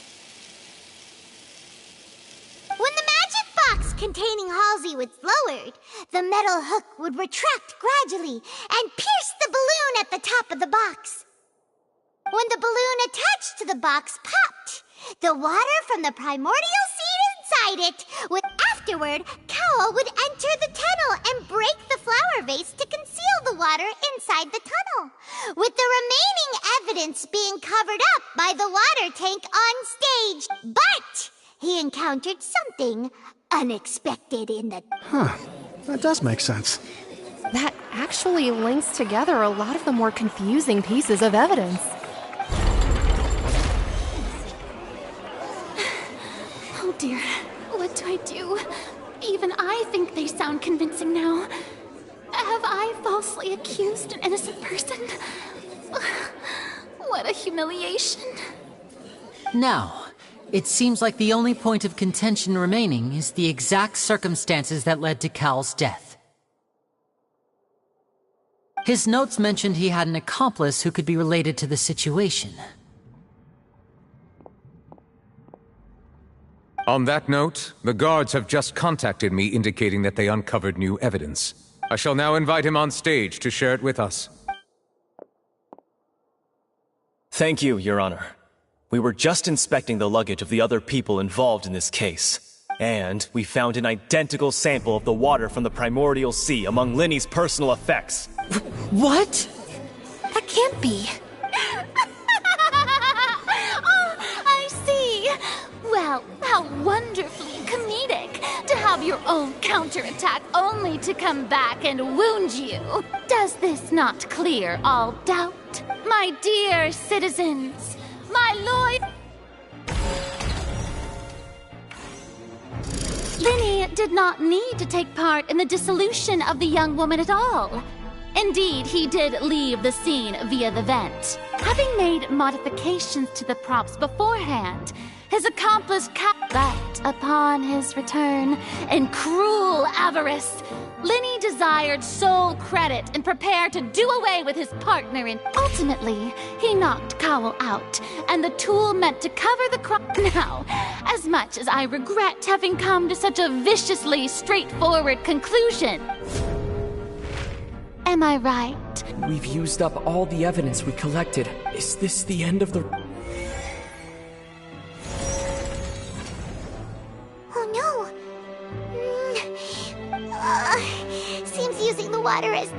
performance was... I think we've all seen enough now. I believe this is indeed... Now then, my good, noble Chief Justice, should we not, in your view, Excuse me, everyone, but I must interject. Miss, I must ask you not to shout and to respect the ongoing legal proceedings. Oh, come on. Don't be hasty. I have a good reason for interrupting, you know. Now, would anyone here like to take a little break from all this debate and see a little magic? I'll show you an amazing trick. One that can bring a young woman who has disappeared back in the flesh, right before your very eyes. Please, do the honors, Mr. Linny, if you would be so kind. What in the world is she saying? No offense, miss, but miracles like that are beyond my scope as a magician. Come on now, don't be silly. Magic is all about misdirection, isn't it? It often... But once everyone believes the illusion, can't magic reveal the truth to them once again? And wouldn't such a trick be the most marvelous finale to today's performance? Come on, Linny and Lynette. Give it another go. Don't worry. Spina di Rasula has made the necessary arrangements on your behalf. But, as the magic makers and stars of the show, I think I should leave the final performance to you. I understand.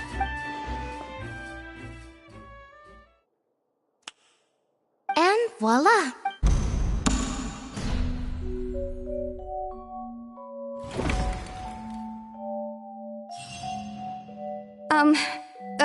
Sorry for the interruption. Wait, isn't that Halsey?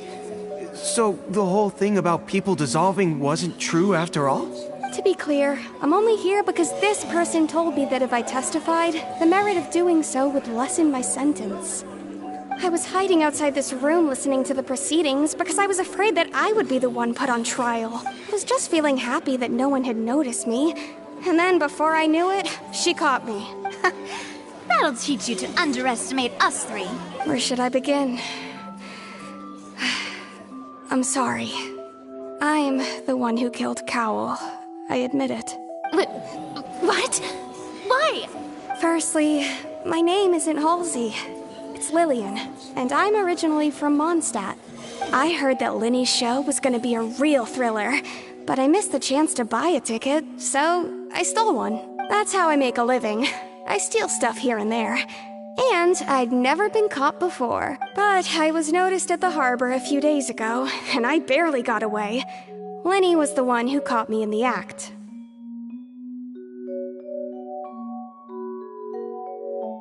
Hey, no wonder you look familiar. So you were the thief!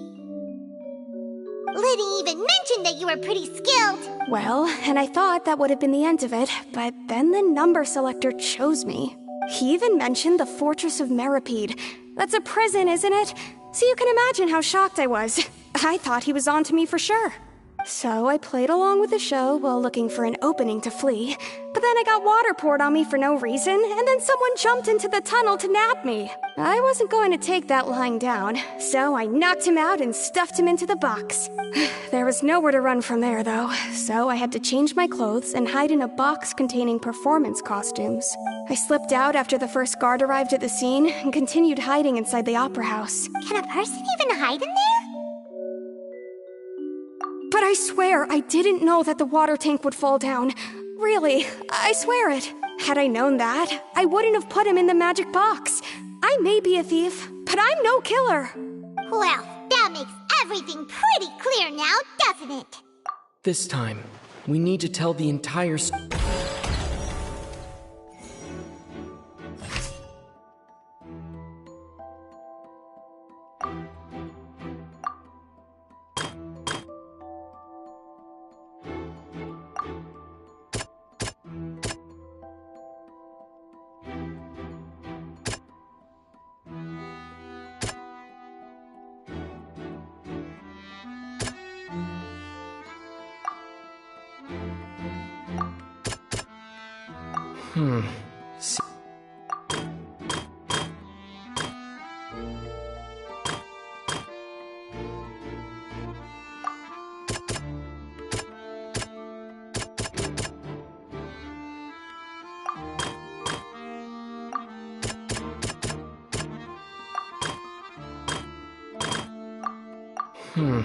Seems...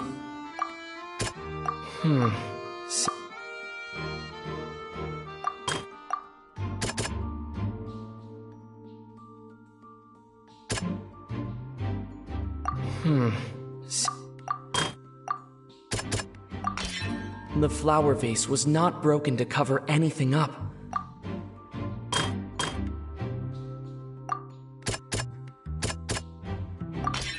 Lillian was afraid.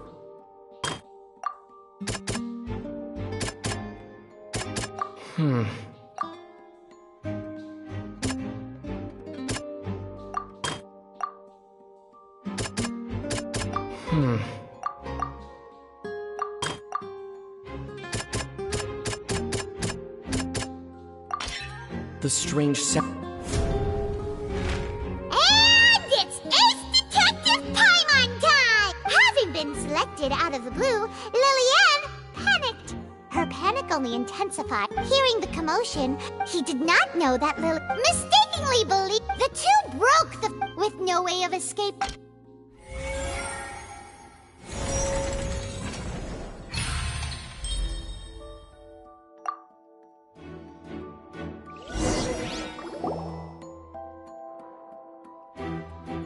She knew that she would have to go through guard inspection if she tried to leave afterward. So, she has been trapped in the Opera House these last 2 days. She had already become desperately hungry by the time we were chatting over macarons. So, she swiped 2 of them right under our noses. Talk about a sneaky thief. At this point, all the events that happened... Ah, so that's... Bravo! Now then, Lady Farina, do you wish to speak against the defense's statements? Please answer the question, Lady Farina. Also, if I may add, the trial has not yet ended. As such, I request that the prosecution not leave the room before the proceedings have concluded. What, are you reading my mind now? No, I have no further arguments. I admit defeat. But really, could you at least have left me with some dignity? Wow, look at that! She's like a deflated balloon now. If there are no objections, then as the Chief Justice of Fontaine, I shall once again repeat the full sequence of events.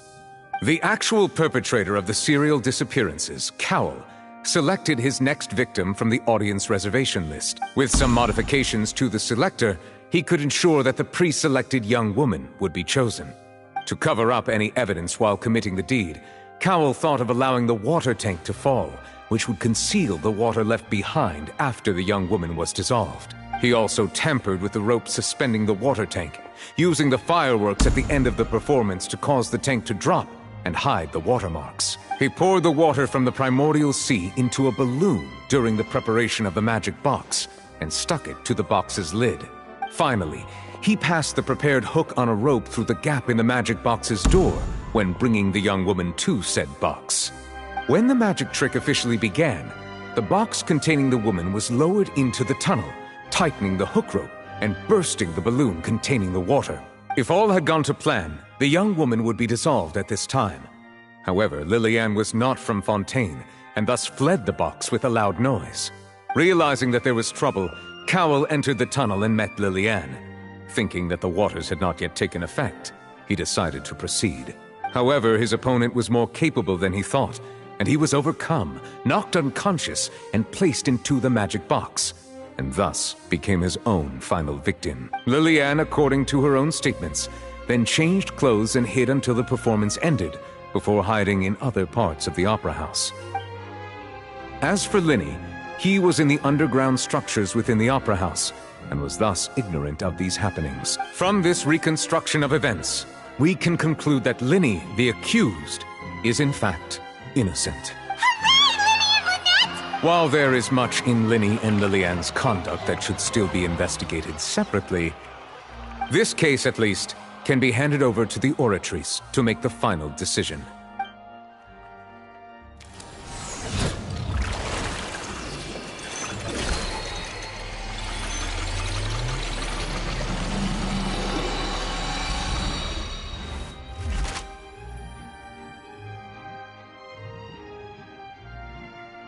As such, Linny and Lynette are officially declared not guilty. Great work, Part. Thank you all. Thank you so much. Next, I think we deserve an explanation, Guard Vaughn. How did you find the water from the primordial sea in Linny's baggage? Right! Your discovery caused me to make a serious mistake, you know.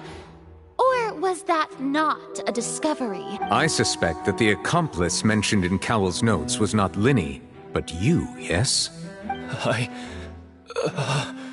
I'm sure you know what you must do to lessen your sentence. Speak quickly! Unless you want to earn yourself a one-way ticket to Coupon Town. I was just following orders. We were supposed to place blame for the serial disappearances onto Linny, and thus cause suspicion to fall on the Fatui. The higher-ups said this was the best opportunity to do so. And now that your plan has fallen through, and the secrets of the water have been revealed, therefore you would be wise to tell everything you know, and seek the protection of the guards. Yes, I'll tell you everything Our boss discovered that the water can also be made into a potion, which when extremely diluted, can cause people to experience unforgettable exhilaration. We've been in this business for a while now, and have made decent more off it. The disappearances were also the boss's idea. I mean, this is the boss we're talking about.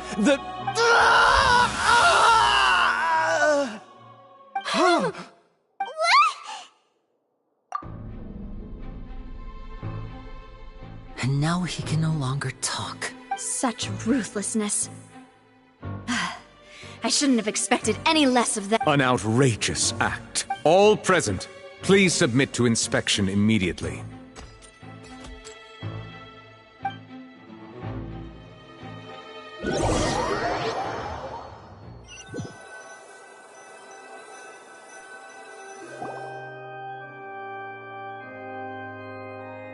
So, we're just going back now?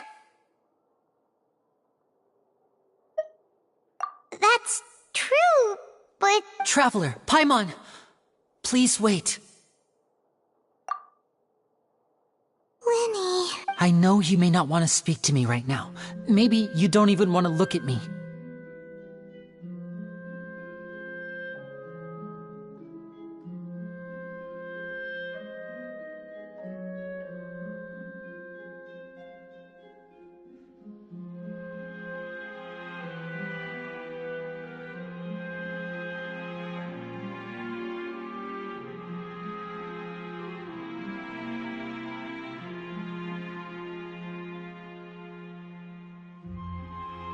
But still, let me thank you again for defending me to the end. I guess I didn't approach you with any ulterior motive. As for why I'm a Fatus, it's because the goals of the House of the Hearth align with those of an orphan like me. That's all. That was how Father, who you might know as the Knave, approached recruiting us back then too. The Knave? The one who controls the House of the Hearth? She's your father? That's right.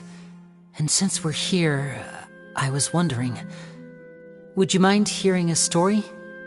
It's about my past. Back when our parents first died, Lynette and I were left wandering the streets. To survive, I took to surreptitiously observing an older street performer who did magic.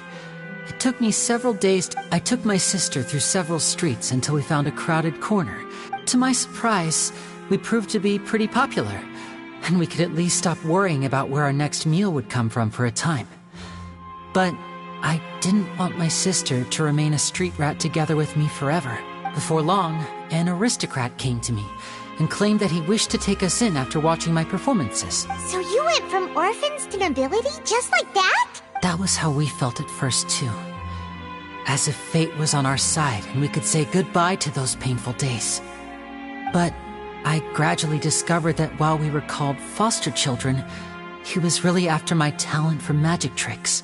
He would constantly take me to all sorts of banquets to garner attention, which he would then use to expand his social circles.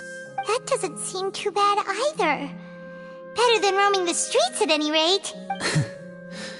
It took a while for me to realize just how dark his heart really was. After one particular performance at a banquet, I discovered that Lynette was not on the same return vehicle as me.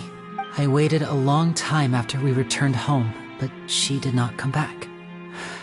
I went to that noble's bedroom and asked him about her whereabouts. The answer he gave me was, she caught the eye of the most eminent person at the banquet, so I sent her over as a gift.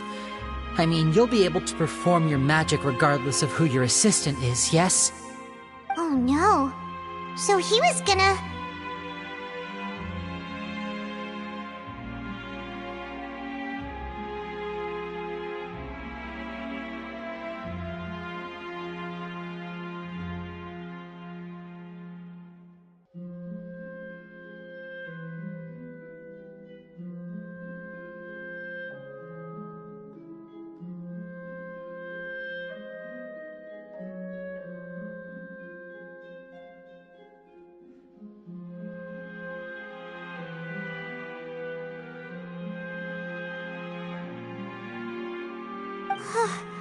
But wouldn't Fontaine's laws deal with such people? As far as outsiders are concerned, this is a relationship akin to adoption or foster care. And they have their... I managed to ferret out the location of the mansion of that so-called eminent person and hurried through the night. But by the time I leaped over the walls, avoided the guards, and made my way in, all I saw was the moonlit ground covered in blood. And the knave standing there in the darkness. So, she'd already taken care of that guy. That's right. She had rescued my sister before she could come to any harm, and had even discovered several girls hidden in a basement, all of them orphans. Father, the knave, might have seen something in me, and so she made me an offer. The House of the Hearth welcomes you, for your interests align with ours. Here, none will ever betray you. Indeed, betrayal shall never be permitted here. I was hesitant to trust her. I had just been betrayed by nobles, but she was also quick to destroy the noble who had taken us in at first, giving us back our freedom. Oh, so that's how the two of you joined the House of the Hearth. She has her own plans. She has gained permission from the Tsaritsa to first use the Gnosis' power once she obtains it. She plans to use it to find a way to break the prophecy and save Fontaine. So, she believes in that prophecy too? That's right. The whole House of the Hearth is currently working to combat that crisis. Today's case has also proven that people from Fontaine can indeed dissolve into some sort of water, thus further supporting the prophecy. All of us house members here, Lady Arlecchino herself included, are from Fontaine. We won't give up on defending our homeland. To us orphans, the only connection we have left to this world, apart from our family, is our homeland. So, from small deeds like distributing magic pockets to huge schemes like stealing a Gnosis, everything is aimed at dealing... It's alright. I understand.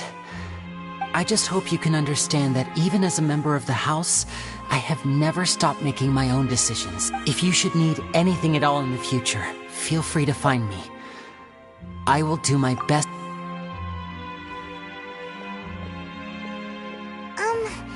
Bye, Linny!